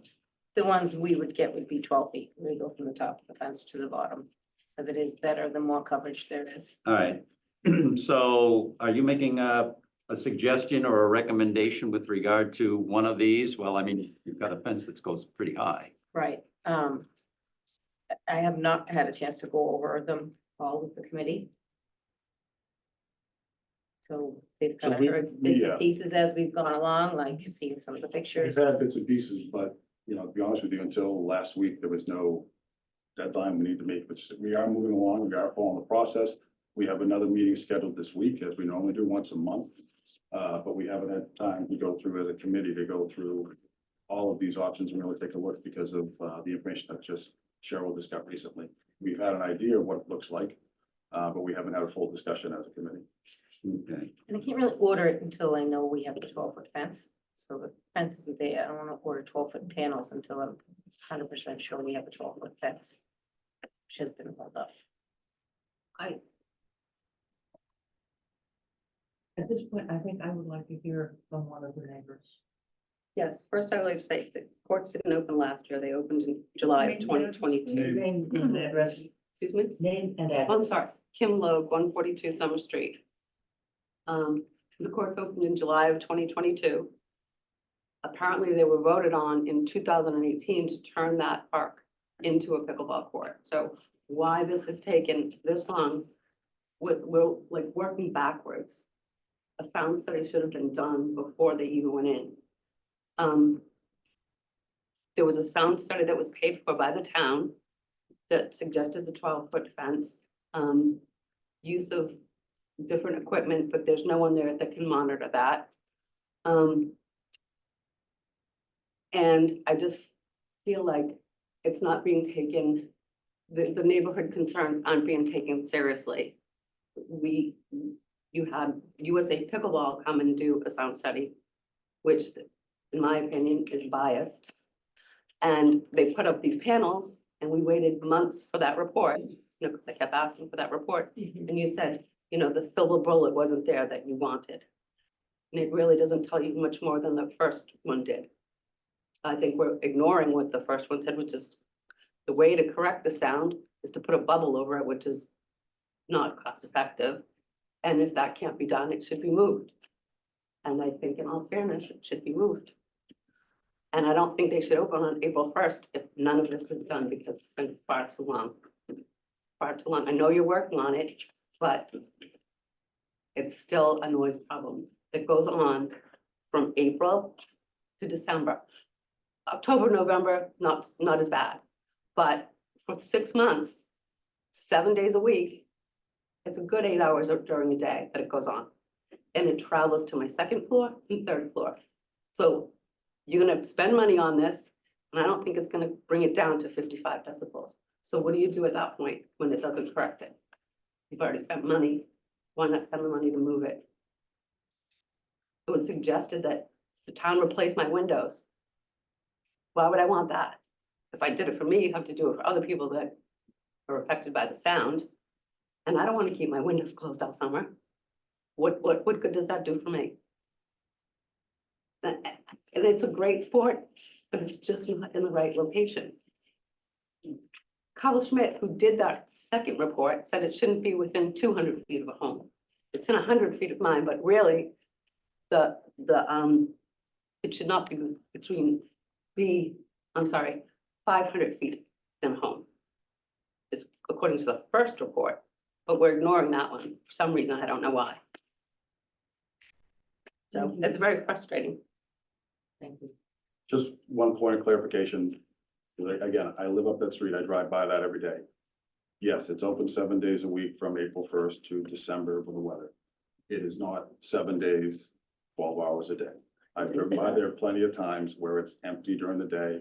Primarily, the busy hours are 8 AM in the morning. And then probably, I don't know, 4 o'clock afterwards as people get off work to play until sunset. So I don't agree with you. I live in 140 Summer Street. So wait, we're not going to, I offered you the courtesy of letting you. But, you are welcome to speak. Just identify yourself and give us your address. Teresa Ramirez, I live in 140 Summer Street. It's right across from the football court. I agree with Kim, you know, I love to work in the summer outside my house, my garden. And it's just so annoying, you know, with all that noise and people who bring music.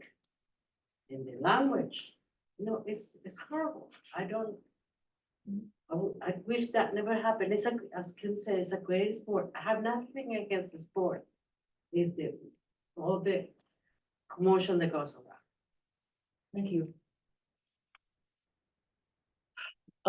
Yes, Mary Ellen Edgerton, 6 Forest Street. So I live right, I'm the second house in. Mhm. It's very, very close.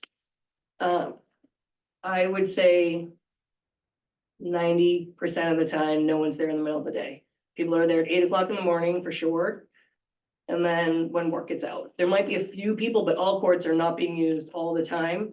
My kids play all the time. I have 2 concerns. One, putting up this wall, spending a lot of money to do it.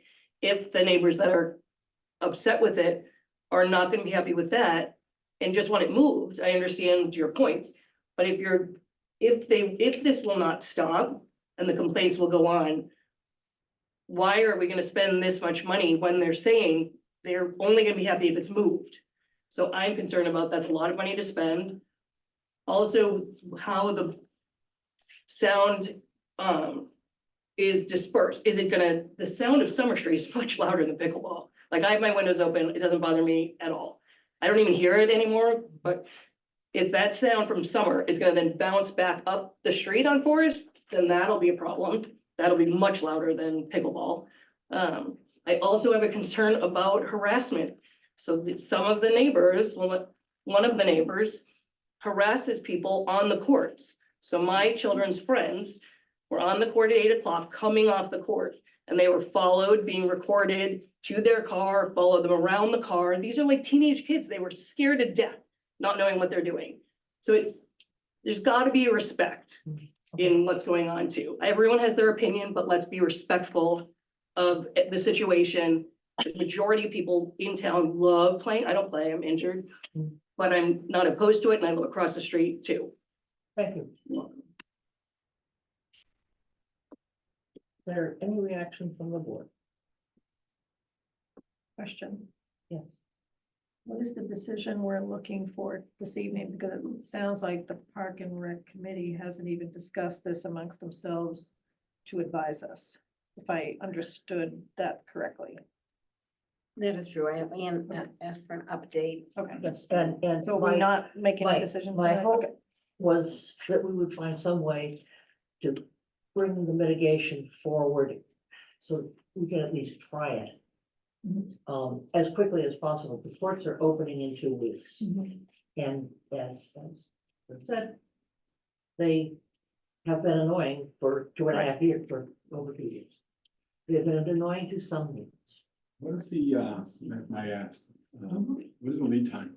Once we decide on court or a solution of addressing the issue, from the time the order is placed till the time that we're gonna see these, do you have an idea? of what we should It's in a couple of months and that's. So the top one is a couple of months. The bottom 2 are closer to 6 weeks.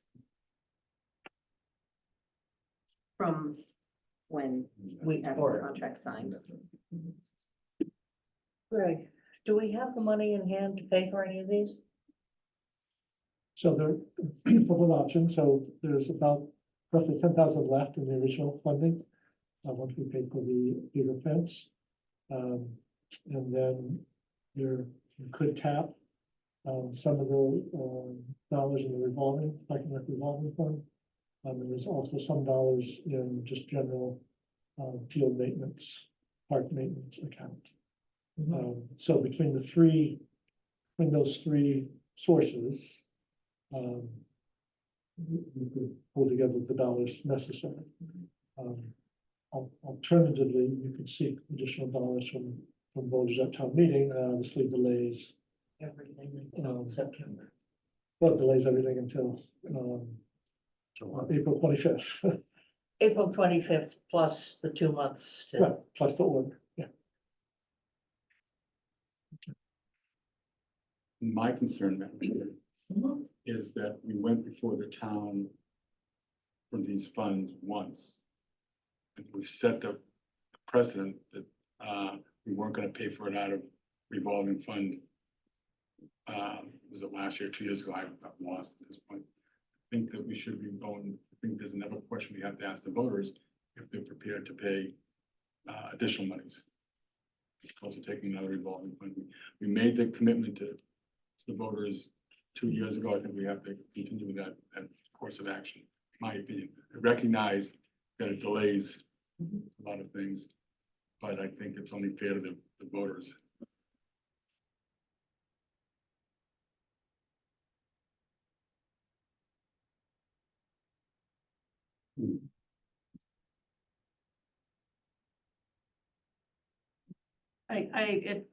I don't feel comfortable making a purchase decision, just us, without the committee that's been looking at this for months advising us. So I would not be in favor of saying, just go ahead and buy the stuff.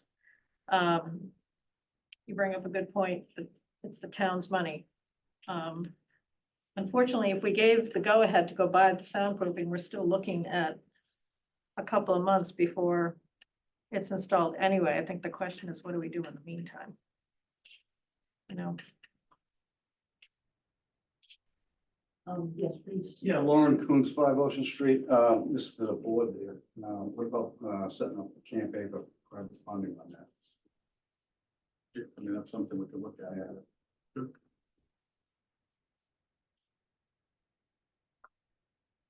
I just have a follow-up question. If the neighbors that it's upsetting the most are saying it's not going, the walls are not gonna stop it. So it's still going to be a problem. Why would we spend $40,000 or however much an end to put it up if it's not gonna solve the problem? I'm going to suggest that perhaps the neighbors are not the best experts on on successful sound management.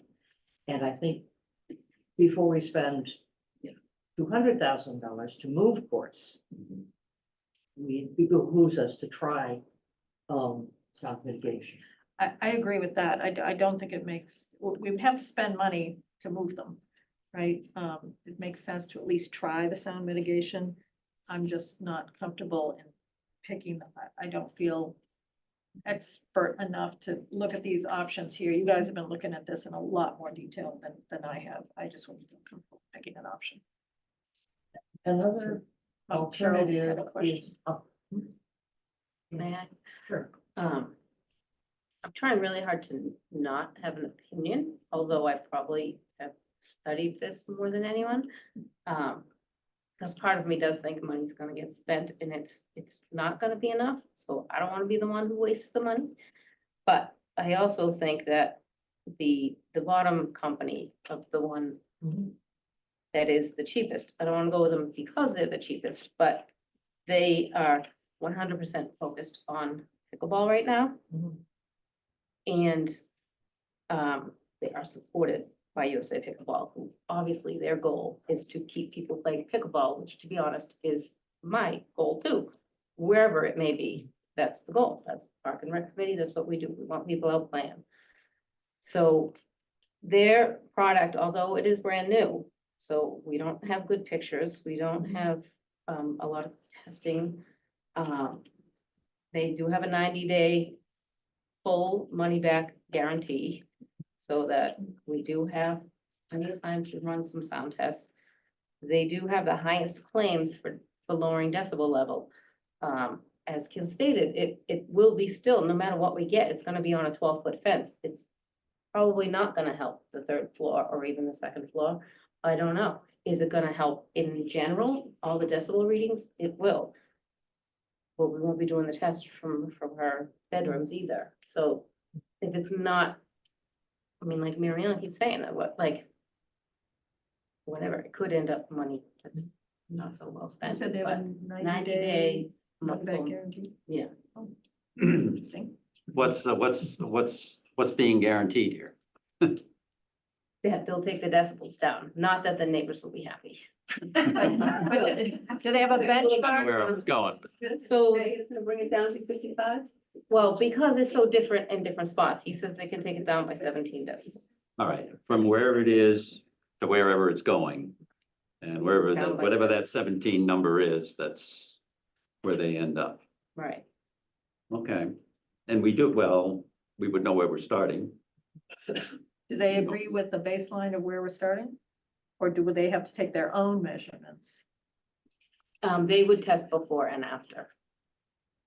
And what if their initial baseline measurement didn't match what we think the decibels are? There's a million other things like that that you Well, can this is say. just about a It's the contract, weather. it's signing with a contract, you know, Right. you know, it's, we think we know based on the USA pickleball tests and other tests, what the decibel level is.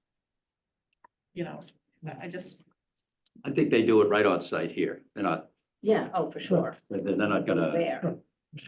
Are we, Isn't that what, Madam Chair, are we looking at aesthetics as well? Is that being taken into consideration? Sorry. Aesthetics? Aesthetics is one of the things on the list. So this new company,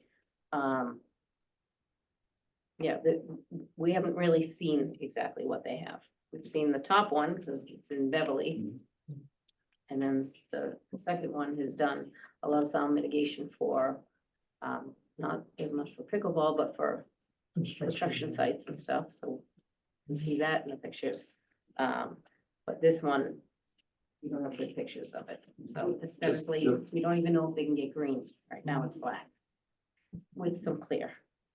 Just to add to that about the aesthetics, it's full disclosure, as far as some of the meetings we've had where there's been residents and neighbors in there. There are people that obviously some concerned with cost, but then there's also people that you're gonna have a contingency that are gonna be concerned about the aesthetics looks of that, so. It's kind of, you're solving, I mean, you may be solving one issue, but then you're gonna have, I'm making this up, 4 or 5 other people that are gonna be coming to you saying they don't like the look of this green or that color or whatever, so. That is part of the process here to see.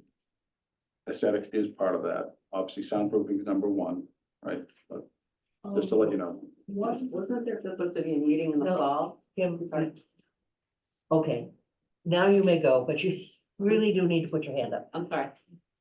There was, when those panels went up, there was gonna be a meeting, neighborhood meeting about those panels with the neighbors. That never happened. No, there really wasn't enough information from that. So that's kind of the information we've been gathering to try to do this meeting There was tonight. no- and No, Wednesday. not back and forth between you. Then that maybe should have been communicated to the neighbors because we're just been left in limbo and now it's March. There was not enough information to have a meeting with us. Well, right, well, that's what this is and what Wednesday night's meeting is. Okay. Carol, you too.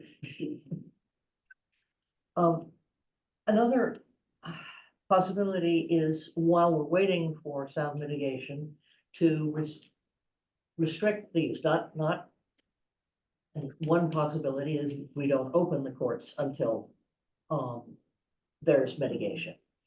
Another is to restrict the use to town residents.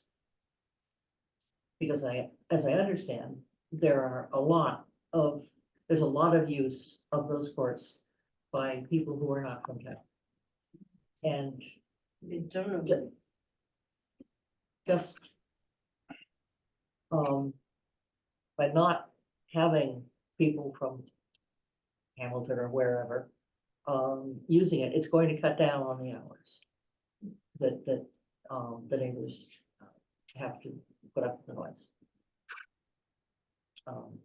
I just think that that's somewhat draconian. I think that, I don't know how you monitor that. Oh, that's Okay. easy. You put a lock on it and you put a fob. right, Okay. right. Rather than restrict residents, I think about restricting hours to start off with. Like 10 AM to 7 PM or 6 PM. It's got, I would be more in favor of restricting the hours than restricting, because then we're looking at setting a precedent for every other facility, playground in town. So I like the idea of a keyed entrance with a fob. The reason is because it gives us flexibility to adapt after we learn. We could restrict to either residents or hours using that type of system. And if we find that, oops, we made a mistake and that first approach wasn't the right approach, we could easily flex and do something different. So from that perspective, that sounds good as even a temporary measure, because no matter if we pick one of these systems, it's gonna take months to get them installed. Is there anything we can do in the meantime? Now, that begs the question, how long would it take to get, you know, this keyed entrance, this fob-based entrance criteria added? Is that, you know, a 2-month process too? Because then that, my argument just goes right out the window. Did you have Sarah Melish with her hand up? Okay, I'm going to take Sarah Melish because she is a town official, and then I will get to them. Sarah? Thank you. Sarah Melish, 11 Bennett Street, Chair of the Finance Committee. I'm not sure whether this project ever came before the Finance Committee or whether it was a CPC project. But it seems to me that it's now financially becoming out of control. And to the best of my knowledge, we have $0 in the current year's budget, which is pressing dollars to the limit to pay for any type of remediation. And you know, I question whether it's worth the town's money to have pickleball courts if we have to pay so much money for remediation. Thank you. Yes, please. Elizabeth Hill, 11 Norwood Avenue. Just on the point of restricting hours, as somebody who works full-time, it really disadvantages full-time employees from being able to pay out for work. So. Ms. Driscoll. Muffin Driscoll, 33 Bridge Street, and also member of Parks and Rec. Kathy, to the suggestion of keep the fob and the access and to Ann's point, how long will that take to put all of that into process? What would it cost? How would it be managed? I think we're more prudent to be heading in the direction of sound mitigation. We're not suggesting that these are alternatives. I know, and to Brian's point, closing it to just residents only, I feel would set a major precedent for all our other open spaces and park spaces. Would Brook Street residents come in and ask for the Brook Street tennis courts to be resident only?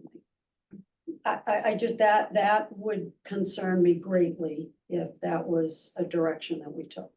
I don't think that's who Manchester is. Yeah. Done. Yeah, so I'm in favor of Brian's suggestion about maybe shortening the hours a little bit, not on the back end, but on the front end. Maybe things start at the 8 o'clock, maybe they should start at 9. But I would be in favor of certainly having it go a little bit later on beyond work hours in the afternoon so that people have an opportunity. I don't know if people are playing at 8 and then going to work. I suppose they are today, but I'd be in favor of that. I'm not in favor of the fob sort of thing. I think that's that'll run up some bucks trying to put a system like that together. Second, I play a lot of racket sports. And let me tell you, I have partners all over the North Shore. And when you put that in there, you're saying, it's just one person. Okay, the other people on the court can be from anywhere.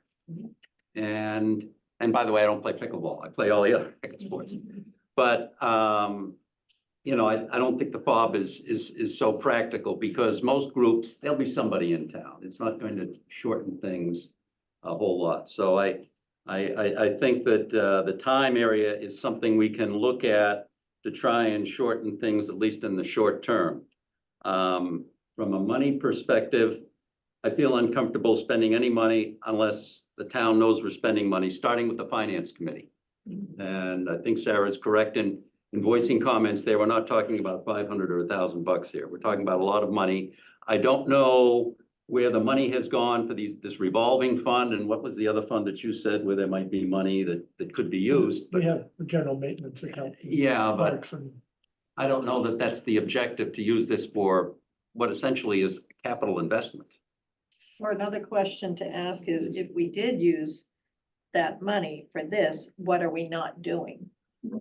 Correct. I mean, that money is coming from That's- somewhere. That's from user Would it be used fees, for something else? from the beach, people who go to the beach or something. I Well, don't the know. revolving fund is some excess fees fees collected, that more than covered the cost of the program. So, Okay. Over the years, that accumulates over time. Some sort of a sound dampening system, I think, seems to be the way to go. I'm a little concerned about how we're gonna finance that. Question, how do we determine which Parks and Recs programs collect fees and which ones don't? Because pickleball is free, other things are free, but we charge for other things. So I'm trying to understand what's the rationale we use to charge for some things versus others. We don't staff pickleball, so that's really. So it's a lot staff. of what it's So about. if we staff something, then we recover the cost of the staff through a user fee?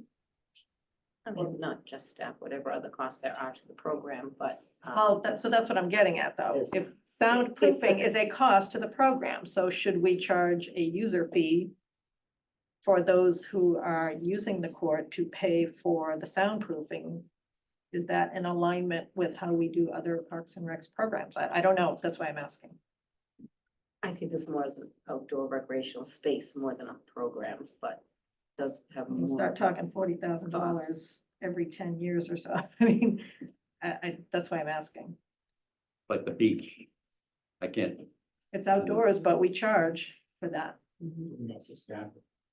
Right, well, people are spending time monitoring the hours or locking or unlocking the gate. They're doing something. They're not just, it's not unstaffed. Doesn't sound unstaffed. Maybe I'm misunderstanding something, but there's Rely some mostly on effort. volunteers for that stuff. Okay. It's just as long as, I understand what you're saying, but there's a cost to everything. Sweeney Park gets paved over, there's a cost. We don't charge for the basketball courts.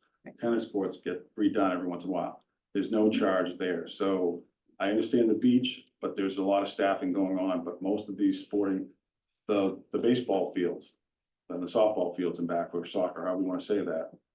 There's use there, there's costs there that you have to pay every so often, or every year, or maintenance that we don't charge. Also, Brook Street Playground, Brookfield Field, even Sunday mornings, there's a bunch of people playing soccer over there. All right, and I'm sure there's not that many soccer players in town. So they're coming from all over, and then. Totally get it. Are they paying for use of the field? That's why I asked for the rationale, because if I add up the hours that this board alone has spent discussing this issue, it's quite more than we discuss soccer, baseball, basketball, tennis, or any other sport that I can think of. So I think whatever we wind up doing, we should have clear rationale for charging or not charging, and it's still a little unclear to me what our rationale is. Go ahead, please, Kim. There was some, Lauren said something about raising funds for maybe the panels or whatever. And if it got moved, that there could be a fundraising campaign for that and take what is already there as far as the fencing and the nets, and you wouldn't, if put it in the right place, you wouldn't even need the panels. Thank you. I am beginning to hear some consensus from the board. One is that we shouldn't take money, that this is something that should be put in front of the vote.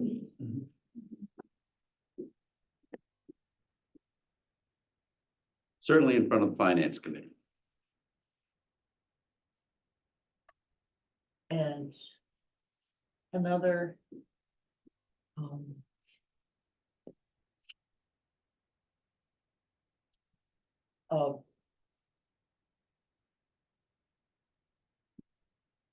I guess what I'm trying to say is that the neighbors can just suffer until the Parks and Rec gets around to making a decision about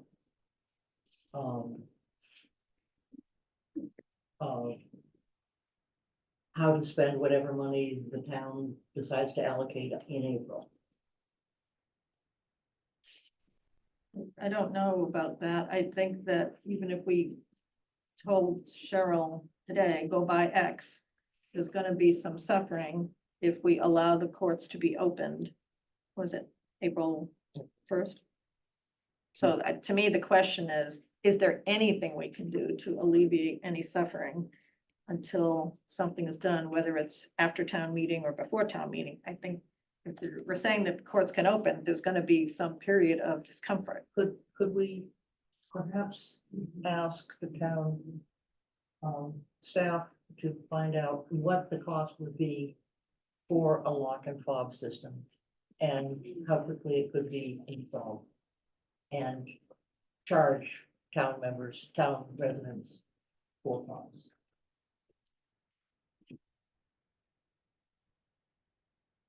Is that something you could come up with? Yeah, yes.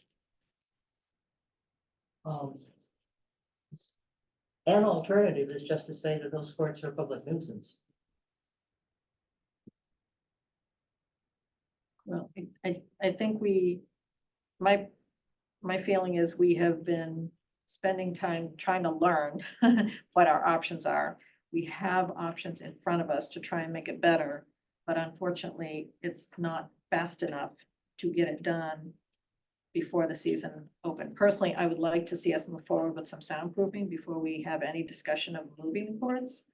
Because until we put soundproofing in, I don't really think we know how successful it will be. But my concern is, can we do something in the meantime to alleviate as much suffering as possible? Something like that. If it's not fobs maybe they'll work out. Is there anything else temporary that we can do? I think you should proceed with the sound barrier, and I think you could truncate the hours until that is in place. Those are two concrete steps forward. But if you go ahead, the sense I have is that we have a tight, that taking money from the Parks and Recs revolving fund means that something else won't happen.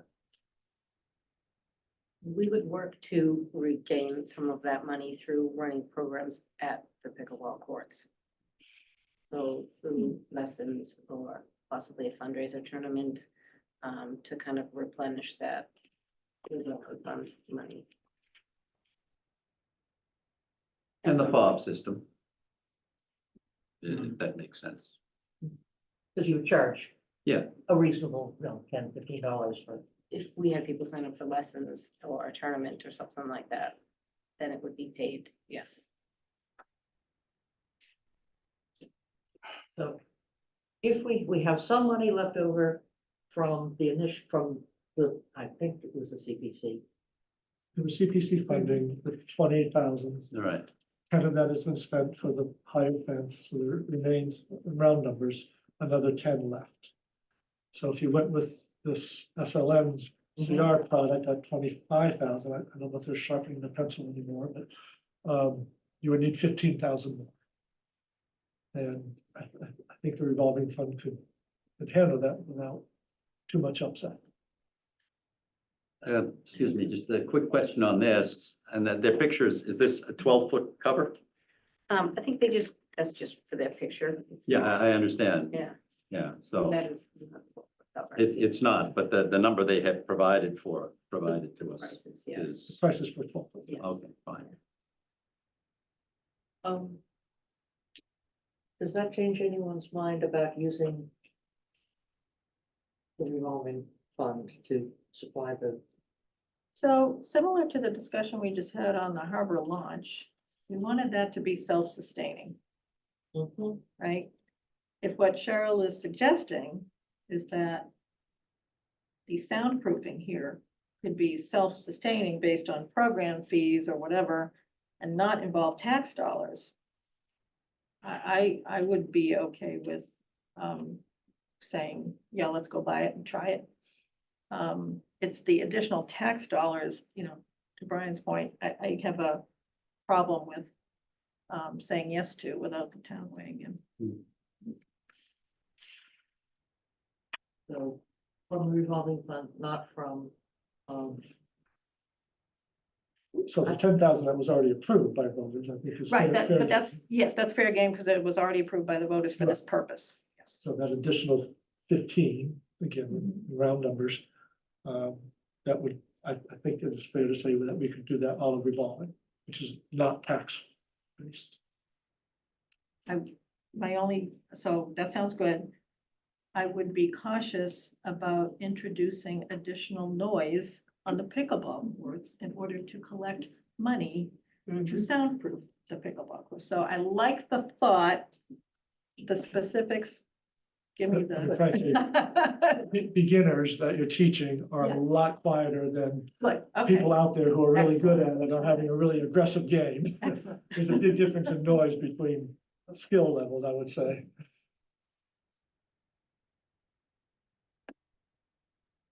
You would educate people on the quiet paddles and all of that as part of it.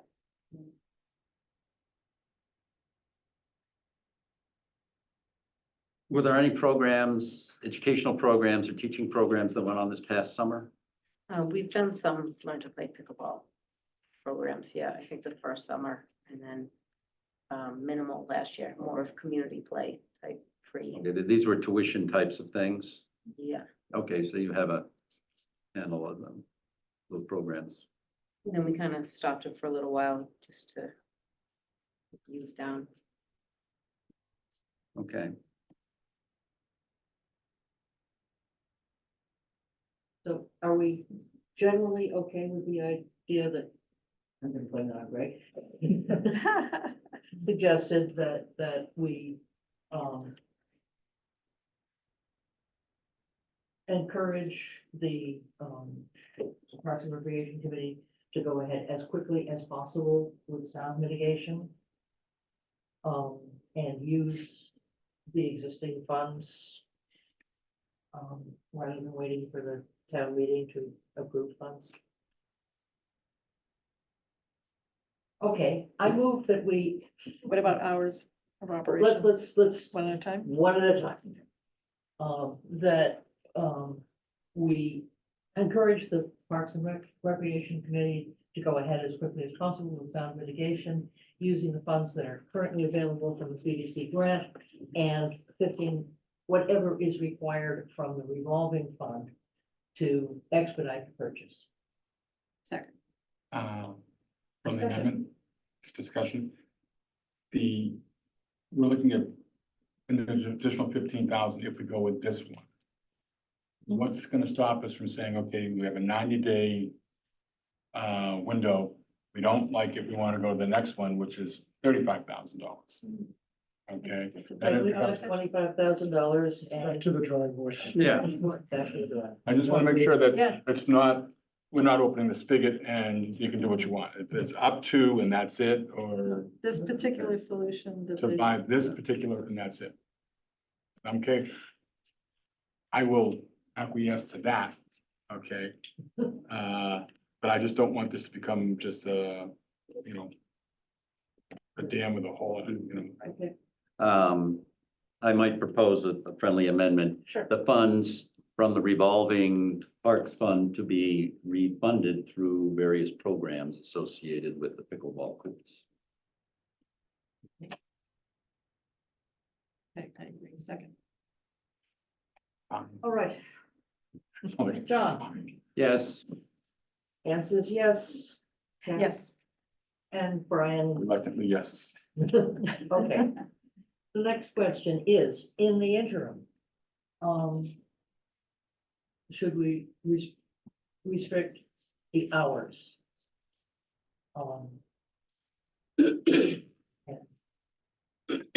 Yes, please, sir. Jeff Solomon, Lincoln Avenue. Before you get into that, what Greg had said about the beginner level, advanced beginner level being a little bit quieter on the courts and the more advanced being louder, perhaps. If you had a program where the beginners would be playing from, say, 8 to 10, and then the more advanced players play after that, it would be quieter in the morning. I don't know if that's what you're driving at, or you just want to limit the hours anyhow. So it definitely is a difference in the noise. Particularly noise for since the the, beginners would have somebody from Parks and Rec there to try. and- well, it's just Or the nature of the volunteer. beast, to be honest with you. That's the way it is. I think to that Not point. quite as Susan, aggressive. As far as the language goes, we've tried to take care of that last year, and I think we did a pretty good job from where we started with some of the language that was on the courts and music also. And I'm looking at the Little League, the loudspeakers, the music between innings, the announcing of players, so forth, so on. So you've got that you're dealing with also. So the pickleball noise from players is not anything like that. Every once in a while, somebody gets a little excited. But again, if you wanted to, if it's a noise you're worried about early in the morning, you can have open play for beginner and advanced beginners. And then the more advanced players playing later in the day, perhaps. Just a Yeah. thought. Question. Yes. Yeah, if I may ask Cheryl. So Cheryl, in the programs that you ran last summer, were there instances, and any program you run takes precedence. And I don't know how many courts you're using. Have you had to displace players that were out there because, hey, we're having, okay, Yeah, and then, well, those programs, like you said, were the paid programs, and we did it actually the first summer, so, or the first fall, so not so much last summer. But then last summer, we did have our volunteer group who ran community play in the morning. And that was the beginner, more of the beginner people, so it's not necessarily something that, people are paying for, and we're hiring someone to be down there, but we have volunteers, volunteer group, we will be monitoring that.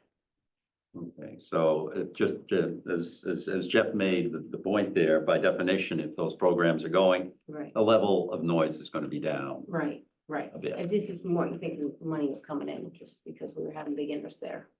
Yeah, But to that point, we can't guarantee there's gonna be 7 days a week.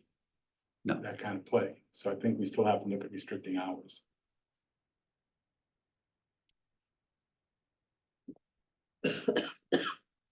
Yeah. I think if you set a precedent and say, this is the way it's gonna be from 8 to 10, beginners only, that will happen.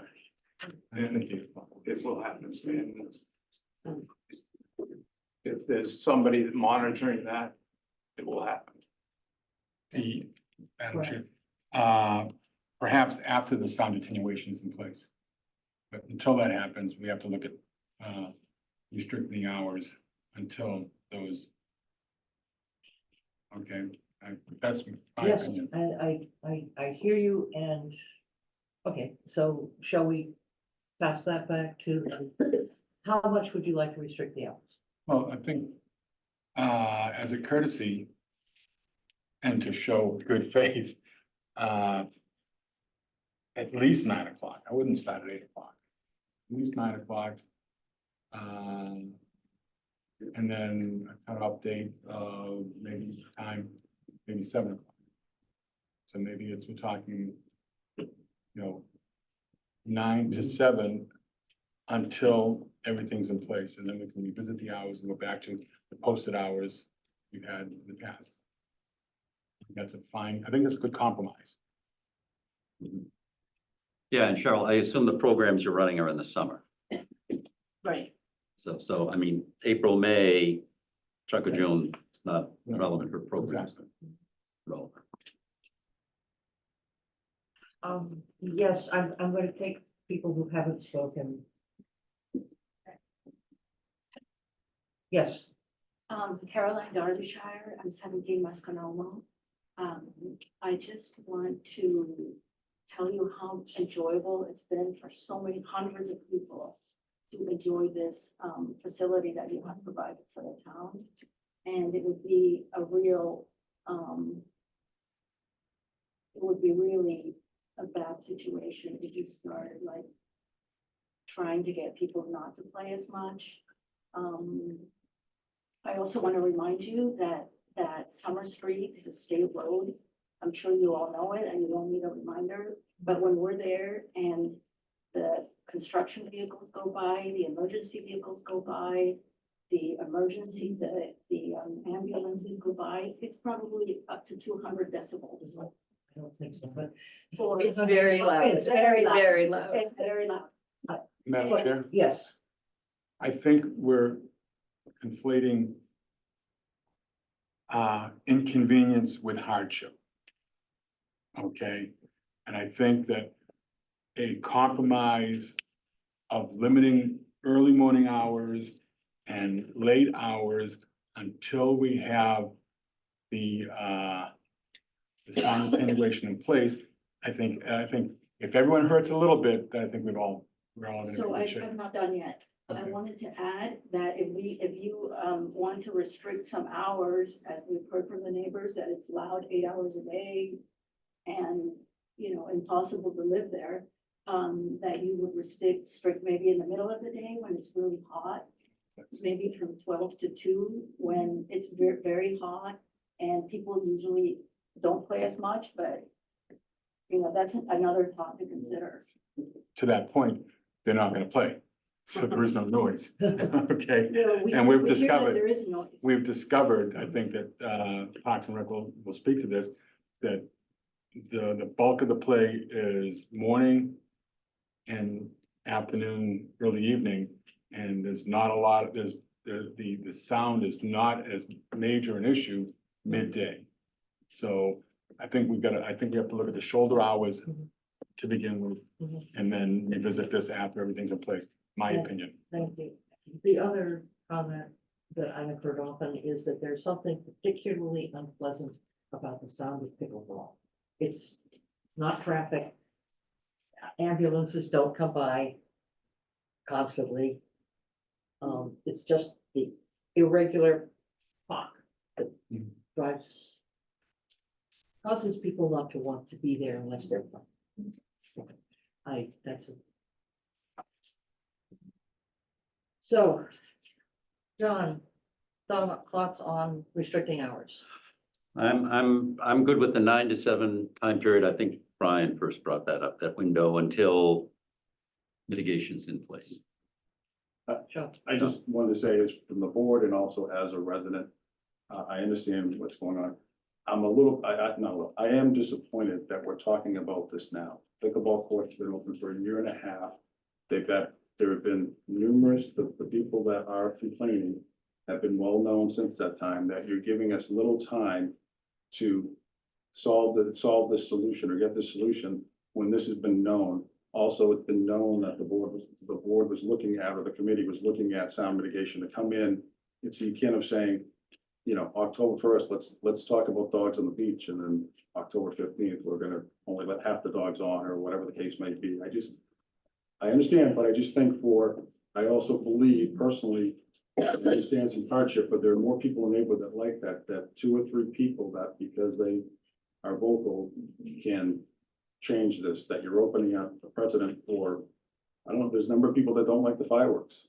I don't, we'll go down that path.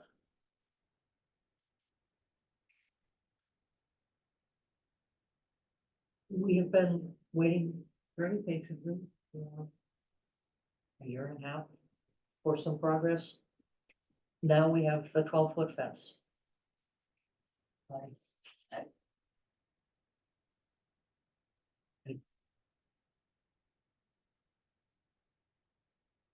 I hear you, but I disagree. So. You want a motion? Yes, please. Okay. So a motion with regard to the hours of operation, I make a motion that we set the hours from 9 AM to 7 PM until sound mitigation is in place. Second. Is there, yes, Kim. I'm sorry. The first step recommendation was 10 to 6.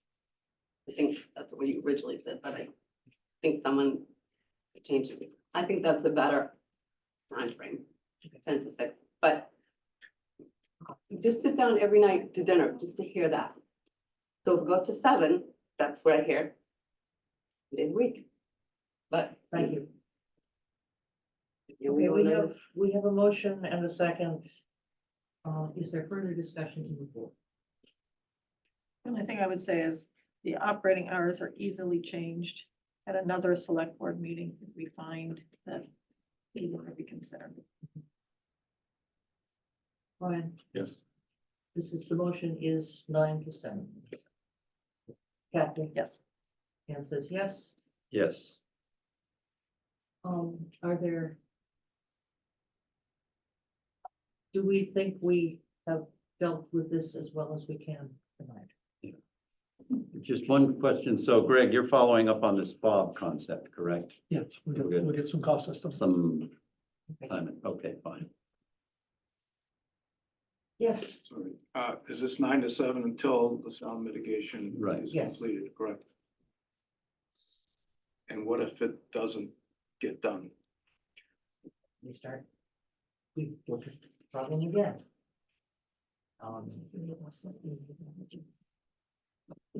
Okay. I just wanted to add one piece that the hours have already been shortened. So this was already in consideration. It was until dusk and it was earlier. And so they already did limit the time. So that's already, just so that you know, the background, it's already been composed. Thank you. I think we're done with this discussion. Thank you all for coming. I'm sorry that most of you didn't get exactly, none of you got exactly what you wanted. But I appreciate all of the comments. Thank you.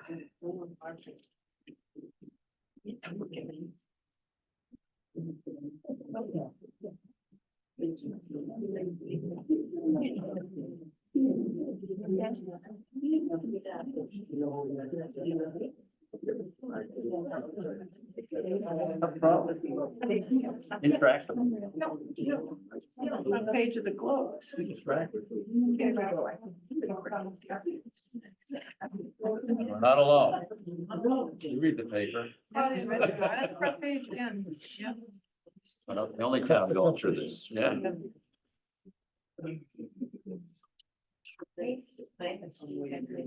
Well, the guy that invented it, take the money around. He's sitting somewhere on a quiet beach. In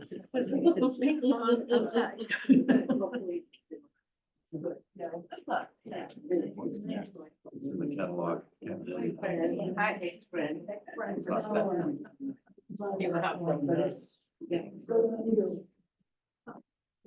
What's next? What's next is Ocean Street, which is going to be, also going to be.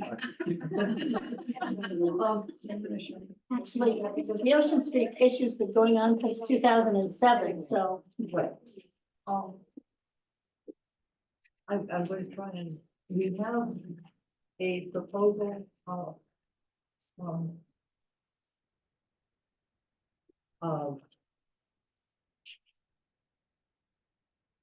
right, Tetra Tech is the name of the Tetra Tech. firm, to do a study of the Ocean Street area. And it's like studies, they meet with people, they study the area. And the goal is to find a way to keep from having to replace Ocean Street that meets the desires of the neighbors as well. This is a $75,000 study. We're looking for a grant, I think.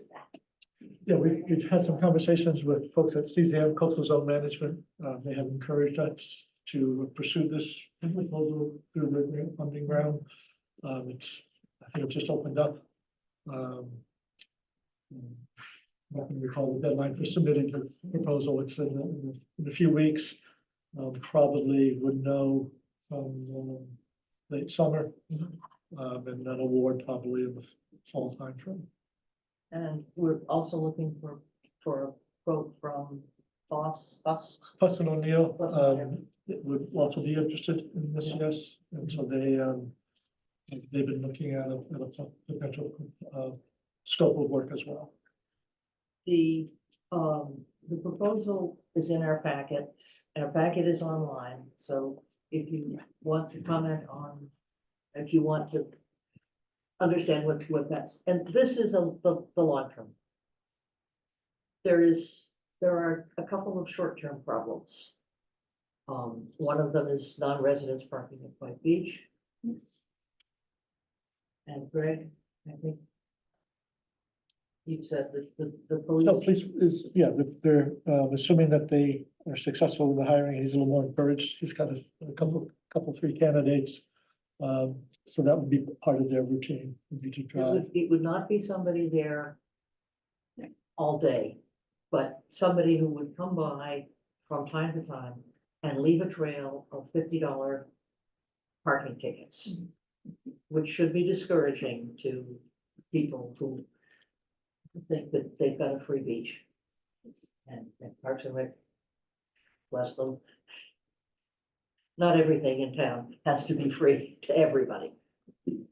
The other situation is that is an absolutely lovely street for walking. It's one of the, probably the nicest walking area. And we've currently got a section of sidewalk that's impassable.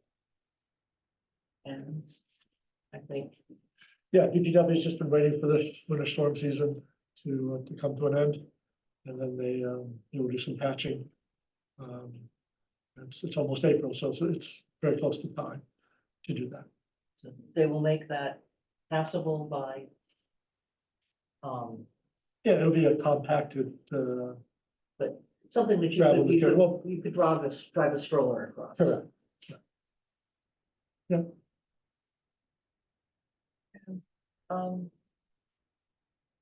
I think this is actually I assume that the DPW ordinarily fills potholes. Right. So they'll be doing the same on the roadway. Patching. Yes. Brenda Furlong, 19 Ocean Street. Are there any permits required? Because I continue to hear from Chuck Dam that one of the issues here is a very lengthy process to get regulatory permits to do these kinds of works. Can we do the sidewalk without those kinds of permits? Simply patching, repairing what's there, we can do. Concom will probably have to sign off, but that's in the scheme of things, that's not as onerous as others. Well, it's a very dangerous area right there when you go east of Crow Island because the road bends and it's just at the juncture where you have pedestrians with strollers and dogs and toddlers jumping off the sidewalk into the street. And there's a lot of concern that somebody will be hit.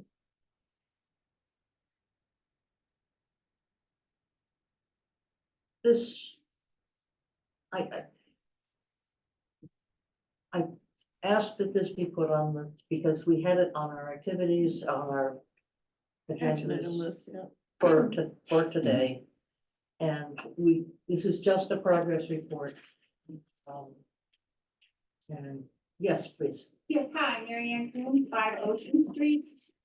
So in January, I had said that I'd come to this meeting. It seems to me Ocean Street is it's gonna be a long process, and I'm just wondering if any kind of advisory board would be put together or advisory committee to help the town, go through this process, and I would very much like to be part of that advisory committee, or not offer my services to be part of that advisory committee, because I think it's something that it's not just the residents of Ocean Street that use that. Everyone, I went to high school here and probably had my first drink down there. No. First drink at Duck's Point. No, my first joint, no, but anyway. It's a memorable place. It's memorable. Oh, I'm being recorded, sorry, uh-oh. No, anyway, all I'm just saying is, I think it's gonna be a touchy subject the further we get down. And it is gonna be a long process, and I think advisory committee should be something that maybe should be developed, and I would offer my services. If you did that as an advisory committee Chuck. to Chuck, Yes. so that it's not something, but yes, that's a good idea. So Chuck could set that up Yes. himself and just, if we could post for volunteers to join that committee, and that way would not involve open meeting laws and a lot of bureaucracy, and you can just advise Chuck. Just have a quick question. So Chuck is soliciting proposals for feasibility, I guess it is, from a couple of engineering firms. Is that correct, Greg? Right. Okay. And they're aware of all of the regulatory hurdles, shall I say, They are. don't make recommendations that are, this will not happen in a million years. Well, they'll probably evaluate different options and comment about the feasibility, including the permittability. Well, of the I'm project. primarily interested in all of that, what, Right. So the idea is to look at a wide range of options and to evaluate the viability of each of those options. okay, I hope they focus on the ones that realistic or. Yes, please. Becky Bond, 7 Victoria Road. I am Jason Ocean Street. Just curious as to how we can get information on this, because I hadn't heard any of this was even happening until I saw a discussion on Ocean Street and started asking questions. So is there a way I can, and other people in the area, especially neighbors, find out what is happening with the research and information gathering? So certainly if we get a grant or funding of one sort of another, and we get a study underway, then there'll be regular reportings, an advisory committee would be formed. That would be part of the advisory, People- but is, that would be important. That would be part of our job is to. Yeah, you could do some outreach yourselves Right, amongst exactly, that's neighbors. exactly would be my role, Yeah. to make sure everyone knew what was going on. I So, know, yes. yeah, I know that the DPW on their page on the website has a list of projects. I don't know if this Right, one is so on. it's not there now, but we would create a page. Okay, so, certainly. and you know, the top 10, at least the top, and this is in the top 10 for sure, would be, put a little paragraph and update it as something new comes up. Sarah Melish has her hand up. Melish, please. Yes, I'm hoping that the town has a master plan regarding which streets and sidewalks they consider, rather than going primarily on abutters' complaints. I live on Bennett Street, sidewalk is impassable, the street is almost impassable. And I think there are a lot of areas in town in that same situation, and you should not be just considering areas where residents are complaining. Thank you. Thank you. Lauren Coons, 5 Ocean Street. So Greg, you're applying for a grant for 75,000, is that correct? Thereabouts, I mean, Yeah. don't lock in on that number quite Is it- yet, but Town meeting, town vote? no. Oh, okay. So at this point, we're trying to pursue outside funding. If we were not successful, then we have to revisit this discussion. That's what I'm getting at. If it's not accepted or whatever, you can't get the fund.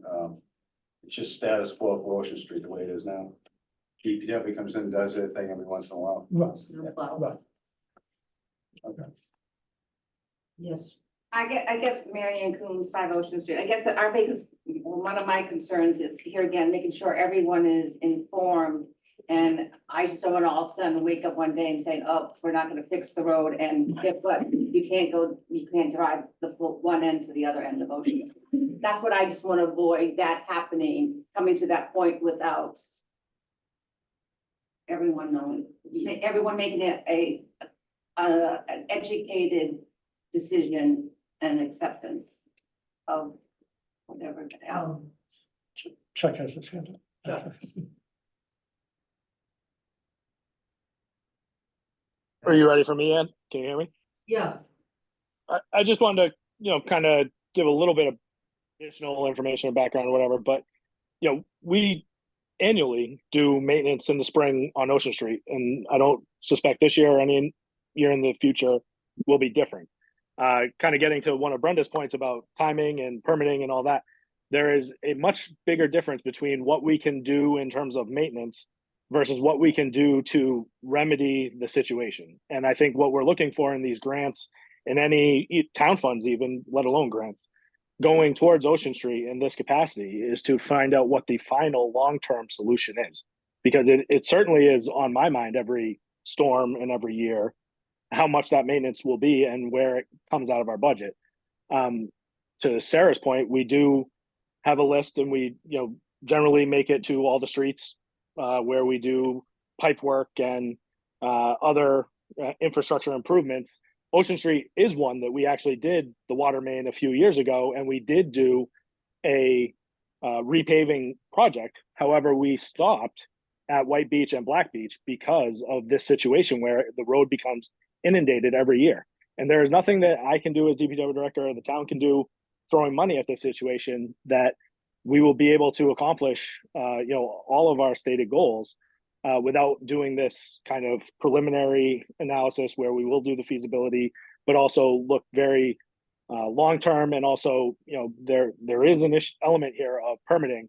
And I just want to be very honest with people on the call and in the room.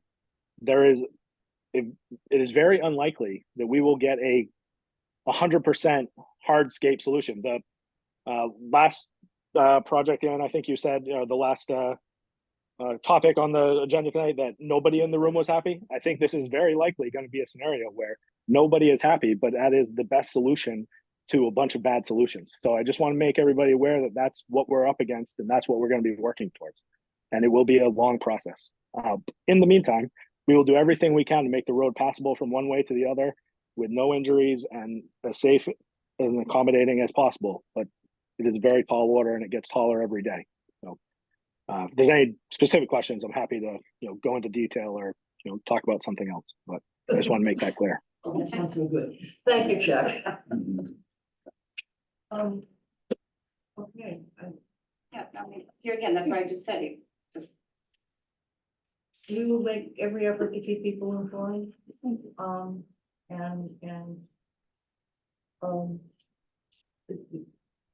It's just, it's a more heavily used pedestrian area than many others in town.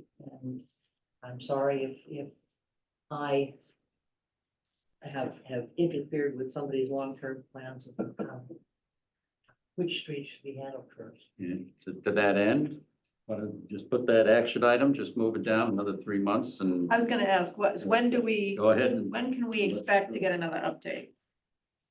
Can we change the date? So we can certainly share the final grant proposal as a sort of next milestone. We can post that on the website as well, so you can take a look at it.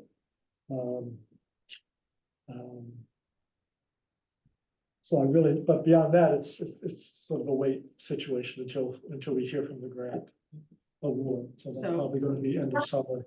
So I guess though, as far as when that might be posted, you mentioned spring, I think, like later this spring. Can we put a June date? It'll be in I want to say 6 weeks or so. It's in that time frame. Okay. That will be. So can we submitted just to the- change the date to, you can get a quick update in the town administrators report out a couple months out? I guess my other question would be, if we learn later in the fall that we didn't get the grant, would an option be to go before town meeting in the fall to request money for that analysis? That is an option, yes. So I think, I know we're probably gonna be talking zoning, in the fall town meeting, but if I'm trying to work back a schedule and put a date to follow up so we don't miss a window of opportunity to talk about this again. So if we wanted to put, when are we gonna start working on the warrant for the fall town meeting, I guess, September or? Yeah, that'll be September. Okay, all right. Yeah.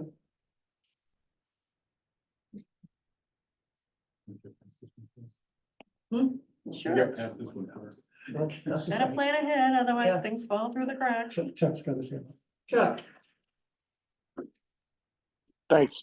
Just one last thing, anybody in the room, once they review the scope, or online, I guess, and if they have any comments or if they think we're missing the point or missing something, I'm happy to take those comments directly and see if we can make some changes before we submit it to the grant. I will just say, keep in mind, the grant will be looking for, solutions that are endorsed by the abutters, but also the community at large. So to the extent that you have friends that aren't on Ocean Street or just other interested parties around town or community members or organizations, they would be welcome participants as well.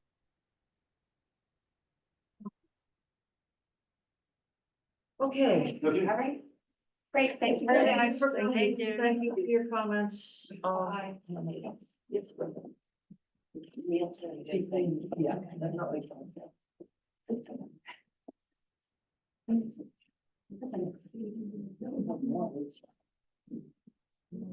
Sign we don't have any more controversial topics.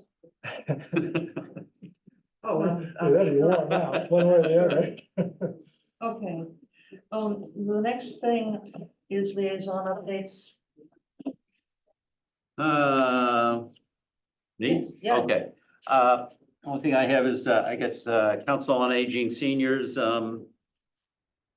Greg and I went to the Golden Agers luncheon last Saturday.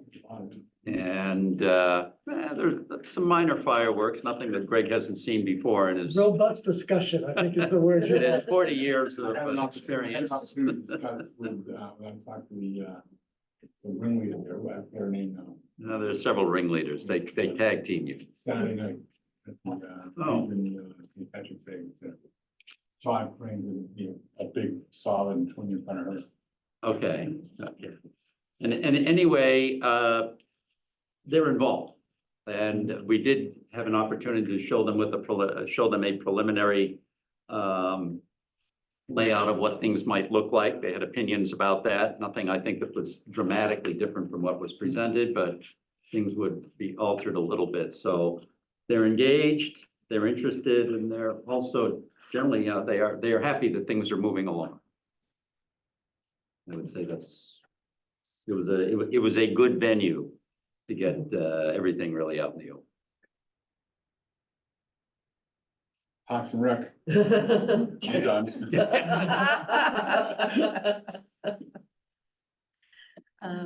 Let's see, there was a downtown improvement committee meeting this morning. We spent most of the meeting actually getting an update from Chris Only on the MBTA zoning task force progress. We also discussed, I didn't take notes because I thought Becky was going to give an update on the wayfinding project. So they showed a timeline of what that looked like. How they're gonna, I guess the next meeting is meeting with the consultant who's gonna show options on possible wayfinding. Then we got on a discussion on, well, what happened with the public? There's also a placemaking sub-project. What happened with the discussion on public bathrooms? So I spoke to Greg about that today, and I think we, as a town, got a little distracted when we thought we could use the community center. So I'm just here to remind us that since that is not on the table right now, we still have a community that is looking for a public bathroom solution. So I just think we need to come up with something. They feel like that part of the project kind of just went into a black hole. And I just think we need a little follow-up. So if we could just take an action to. Talk about harbor master office and public bathrooms. We got to revisit, bring that full circle again. We need to do that. Last thing I will mention is, I think. That was it. That was it.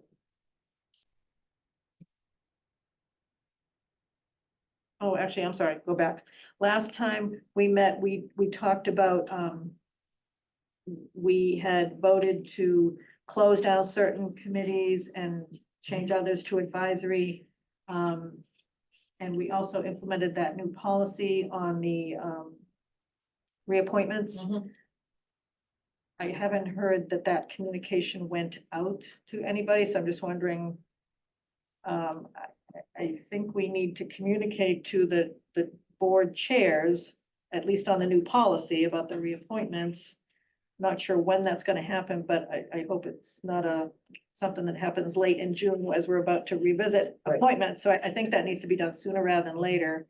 If we could just get an update on that. Notify the department head, the committee heads and those people who need to reapply. Right. Yeah, but I think just all committees need to know that there is a new policy, so they're not caught by surprise, Mhm. even if they don't have somebody in that situation right now. Yeah. I think sooner rather than later.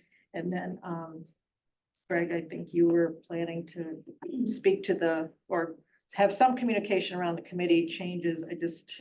Not sure when you plan to have that happen, but again, I think we didn't discuss timing around that, so I didn't know if the plan was to, let some of those committees know that there's a change and have it take effect and, as of the next fiscal year. We really didn't discuss timing. It can happen. That was my assumption, that Yeah, we would let okay. it play out the rest of this year and then Okay. come July. All right, so I think that's all. But nonetheless, it's time to get that. Okay. done. That was it. Thank you. The school committee,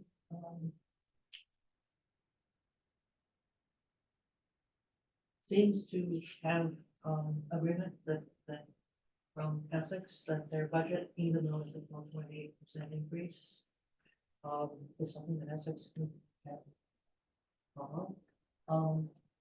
They are starting a feasibility study, for the Essex Elementary School. This is a long process, and it involves hiring some people and then doing some studies of, whether to renovate in place, replace in the same location, replace in another location. And the cost of a feasibility study is on the order of 1.5 million, which came in at a very late point in our budget processes, which is causing some hiccups. The way that's divided, the fees, charge is divided in three, with the school picking up a third and Essex picking up a third of the remaining 2/3 and Manchester getting the rest. It's an interesting process. It involves picking a building committee, at which point, the building committee is more or less in charge. And, anyone who's interested in being on a building committee, it's a very time-consuming effort, but it's very rewarding. At least, I've never been on one. I watched the high school one in great detail, and they get to form what the new school is going to be like. It's a very interesting process. The MBTA zoning, we had a list of principles, and in applying them, we came to the conclusion that, the damage to the town, both in terms of increased population and, general change, is much greater in large lots than it is in small lots. And that has led the group to concentrate on areas, I'm sure I've talked about this before, running from Powder House Lane across behind Powder House Hill, missing Central Street, going out Pine Street all the way to, Newport Park. And then looking at another section going from approximately the Richdale gas station, including the buildings, behind Laughing Gull, and the lovely 1963, building there, and picking up Valentine's movers. None of these flood. That gives us about 30 acres inside the half-mile circle. I'm sure there'll be lots of people who have lots of problems with that. But if you replace a one family with a three family, you're adding two families. If you replace a one family on a 1 acre, you're adding 14 families. Excuse me. Shovel got locked out. Oh, I'll be right back.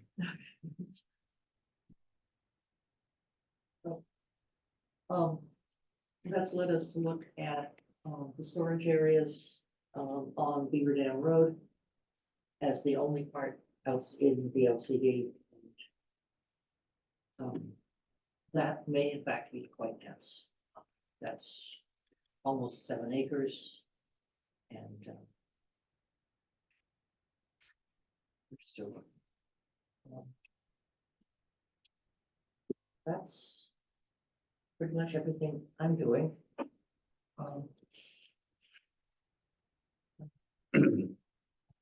Guess we can go on to the annual town meeting part of this.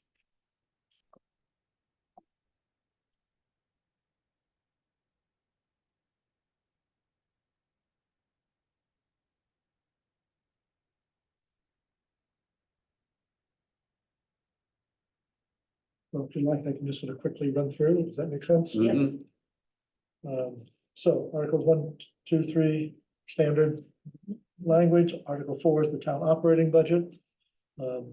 Shows up very tersely here in terms of the language.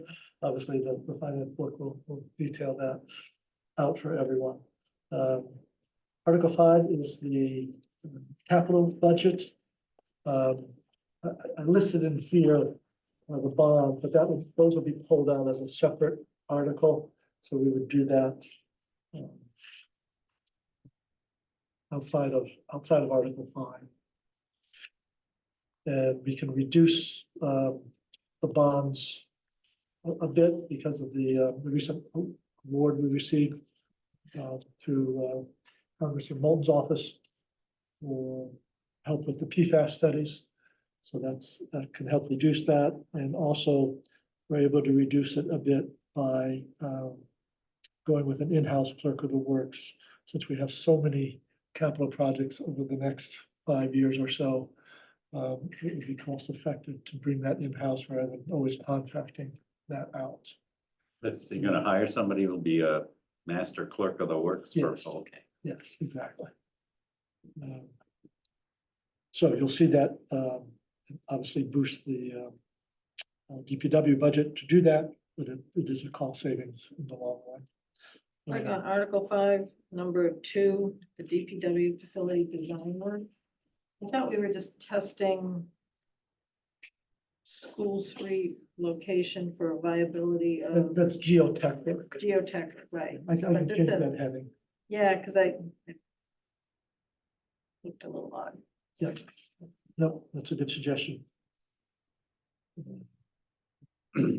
13 and 14, that's equipment replacement fund per the schedule that we have looked at from time to time. Yes, it does show the full funding for the new ambulance, that second ambulance. Nothing going into the replacement fund itself. The request was for that. Yeah, and One of the items that we cut, since we're fully funded, that second ambulance. that's a bigger kick this year. Yes. Yes, it is.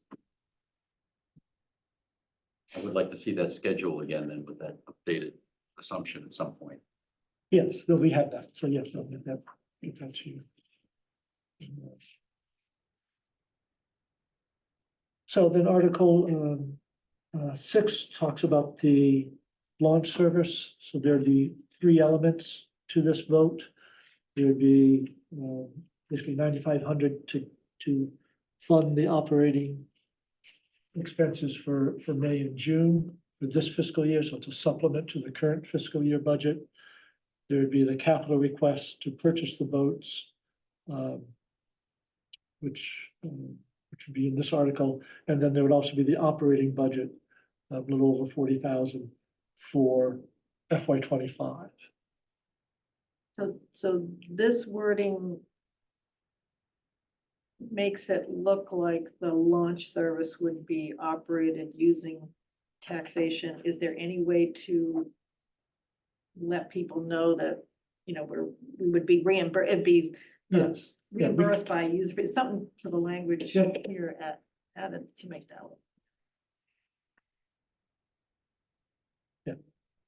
Supported by user fees. It's 9,500 for fiscal year 24, and was it 4,000? 40,000. Four, okay. I printed not pick that up or something. Oh, it wouldn't be quite, it wouldn't be, well, yes, it does, because it has to be the full year. Yeah. Even though it straddled the fiscal years. Does. And then Article 7 would be the bond language, about 7, playing with the numbers a little bit, trying to bring it down some, about 7.3 million for bonding rather than the 9.25. Meeting with Sarah and Peter Twining from the Finance Committee, and Finance Committee will be meeting again on Thursday, doing some fine tuning of that amount that we can pay from taxation and use of the fund balance or free cash. So that number, we hope to bring in just over 7 million as a new bond. It's most likely we won't experience the needing the debt service on that until a couple of years from now. So we would, depending on how much gets done in the next couple of years, perhaps do a bond anticipation note, but then you start paying a year after you receive the money. So with any luck, we will be seeing the new tax revenues from CST to help offset the new bond payments.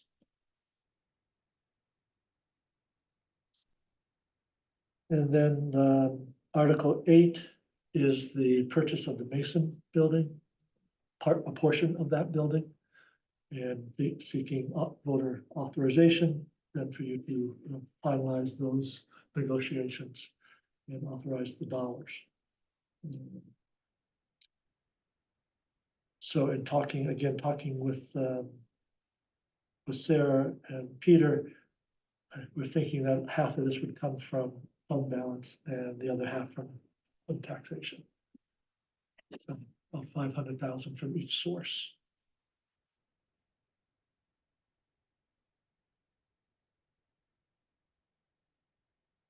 And Article 9 is a sort of a truing up. We have received relatively modest amount of opioid settlement funds as part of the whole national settlement. And the funds came in and the state hadn't given us permission to set up special accounts for it yet. So it flowed back into the free cash account. So we want voters to approve setting up the special account now that we have authorization to do so from the state, and then transfer the money back from free cash into the special account. You get to explain that one. And then and then the monies are used to working with police and the health department on some special programming, and making sure there's Narcan available in public spaces and that sort of thing. Article 10 is the school budget, general operating budget for the school, operating and capital. And Article 11 would be for the feasibility study. The thinking is that feasibility study, again, we can use in part some revenues, some taxation revenues or local receipt revenues. And then the other portion would be for capital exclusion. So it's a one-time bump to the tax rate, be about a 1% bump to the tax rate to fund this. The portion that isn't coming from other sources.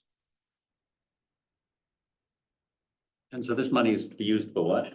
This is for the feasibility study for the Essex Elementary. Okay, all right. So it starts that, The 600,000. but whatever. 660 is our share of Yes. that 1.5 million. And That will be spent over a couple of years, 2.5 years probably, yes. but the state wants us to put it all up front, right? Because they want to show. They want the commitment. Right. Yeah, I kept trying to think of a way we could stretch it out. We could borrow the money to stretch it out, but then that's Yeah. it's incurring more costs. It didn't seem worth it. And then 12 is the final piece for the turf fields, our final share. Originally, we were bonding this through the school. Essex didn't want to do that, and so we went ahead and paid basically 2/3 of our amounts, but we held off on this final share until the project was finished. And so it actually is lower than we anticipated. It's roughly $250,000 more that we owe towards the replacement of the turf fields. So that's what item 12 is for. And then 13 is the CPC projects. The 14 is for authorization to acquire a new access easement through the housing authority's property, basically using the existing driveway. So we currently have an easement that runs along the southern border of the property, but some of the units that were built infringe on that easement. And so in talking to the housing authority board, they've agreed that we can move forward with acquiring an easement using the driveway and then building a couple or 3 parking spaces right at the entrance to the trail up to Powder House Road. And that there's also some funding for that in the CPC projects. You'll see that in the CPC list. Article 15 is the standard allocation to our OPEB obligation, our other post-employment benefits, primarily basically health insurance for retirees. And we continue to put money into that fund. Eventually, we won't have to be doing that once that fund grows large enough. We have another half a dozen years to go on that. The tax commission, the stock market doesn't. Assuming we don't get clobbered in a crash. And then we have a number of bylaw changes proposed. Article 16 talks about taking out the actual fines in the bylaw, since that tracks the state statutes and regulations, which often change. So it's just removing it from our bylaws and relying on other regulations to set those fees. 17 is the standard revolving fund approval for the Parks and Rec Department. In 18, some minor fine tuning of our current stormwater management bylaw. We followed the state template in putting that together. EPA has told the state we wanted to make some changes to your template, so now we need to make some changes. Fairly minor changes. In 19, the new driveway bylaw, curb cut bylaw that we adopted did not include the option of having 2 curb cuts to a property. And so the planning board would like to put that back in. It'd be subject to a special permit review, which is how it was in the past. They got lost in the push to put the bylaw in as a general bylaw instead of in the zoning. And then in 20 is a citizen petition for the for off-premise signs on town and school property. So these are for the banners at the play fields. And then 21 is the standard, if we have approved more than we anticipated to take some additional funds out of the fund balance. So that's how it's shaping up. Obviously, this is still a pretty rough one. We need to make it more legal sounding and add some additional language, but it gives you the basis of what is being proposed. Obviously, if you have desires for something else, the time now is to speak. We need to finalize this at your next meeting.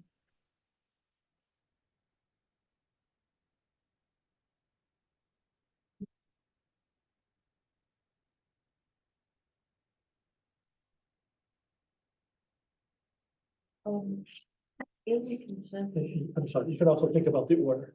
Yeah, obviously, if you have a suggestion for the order.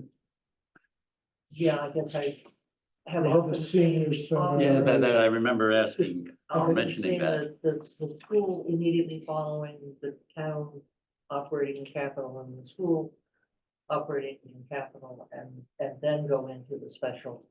But that's been a traditional pattern. I did put the launch and the bonding before the school. Just because I was following the capital budget. But, your choice. You can think about that.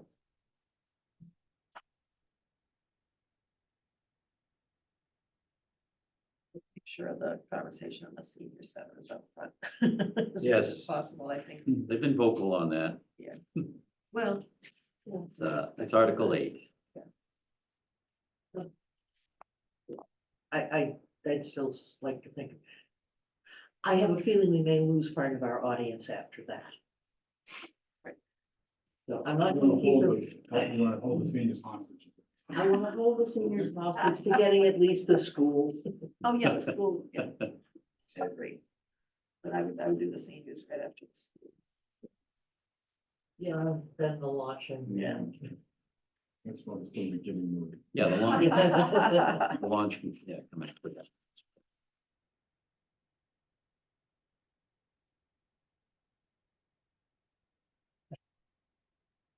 In the consent agenda, I have two relatively, well, one relatively small change in February 20th in the voter check-in, optional use of driver licenses. In the second to last line. In fact, the primary had more people than ordinarily show up for a town meeting. It's the duration of the check-in. It's true. And the other one is in the March 4th. On page 3, parking discussion. I thought that the stickers were good until the date printed on them, rather than for a year. Right. So if we want to change the date when the stickers expire, we can do it. I agree with that. Oh, I see, right. I also have a concern on page 5, where, item 9C, where it talks about the resident parking streets. So there, the very last line of that paragraph where it talks about noted exceptions, that Pine Street will be resident parking both sides from Central to Pleasant, and School Street resident only from Central to Route 128. There are no parking zones on the lower part of those streets, so it's not like on Pine Street, I guess the west side or southern side, whatever you call it, where the gas station is. There's no parking on that side of the street up to For that right. certain stretch. Right, it was that 1600. Yes. Right, yeah. so this gives the impression that for both Pine and School, you can do resident parking all the way up, and that's not true. Gotcha. So those lines need to be adjusted to account for the no parking zones. Yep.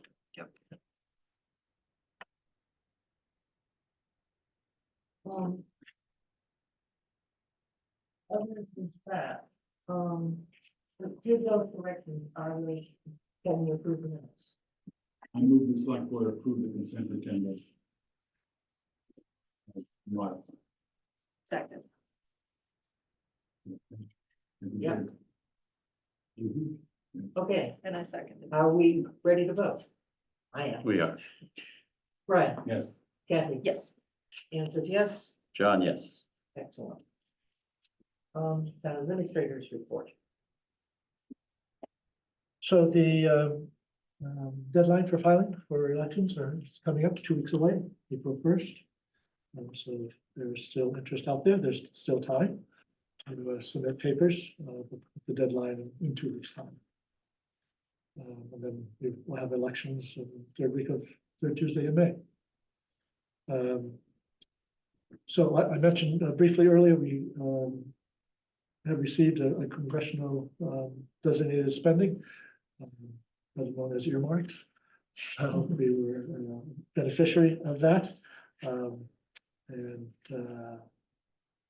was made an error with Congressman in terms of his attendance. He's coming next Monday instead of today. And so we will receive him next week at 2 up at the water plant. And thank him for his efforts in getting us that 950,000 so we can advance our PFAS mitigation design work and testing and give him a tour of the plant. So that'll be next Monday. And then lastly, some work organized around some climate efforts. Two different sessions are coming up. One will be April 2nd, where we will give an introduction to some of the work that Harvard has been doing for Cape Ann and looking at the impact of a Category 3 hurricane on the area and some discussions on some efforts to try to mitigate some of that effort and sort of setting the stage for a specific project. And as part of our village vulnerability plan, there was the suggestion to look at Masconoma Park and how that perhaps gets reconfigured to better accommodate flooding and still be usable as a public space and public park.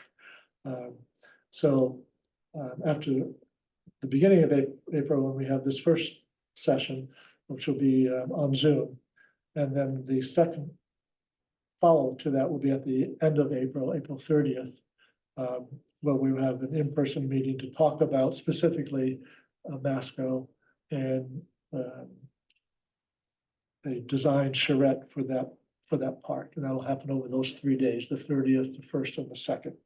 And there'll be a couple of opportunities for the public to engage with the designers and give some feedback on what they think might make sense for the future of that area. So I think that'd be very interesting. And hopefully we'll get some folks to come out, and we'll certainly be publicizing that as the time gets closer. And I see that Sarah has her hand up. Yes. Sarah.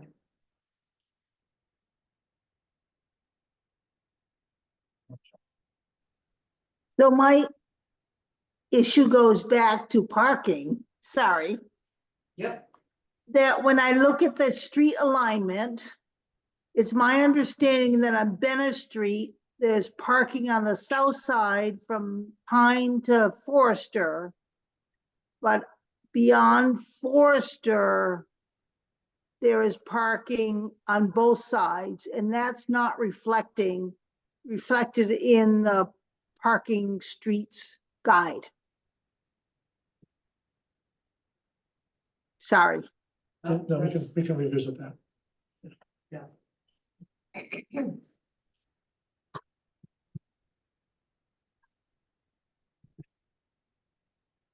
So that's what I had for my report. I was finished. In that case,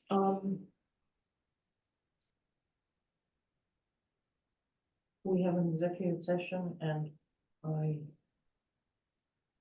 believe that I move that we enter into executive session for MGL Chapter 38, Section 21A3, to discuss strategy with respect to collective bargaining if an open meeting may have a detrimental effect on the bargaining position of the public body and the chair so declares.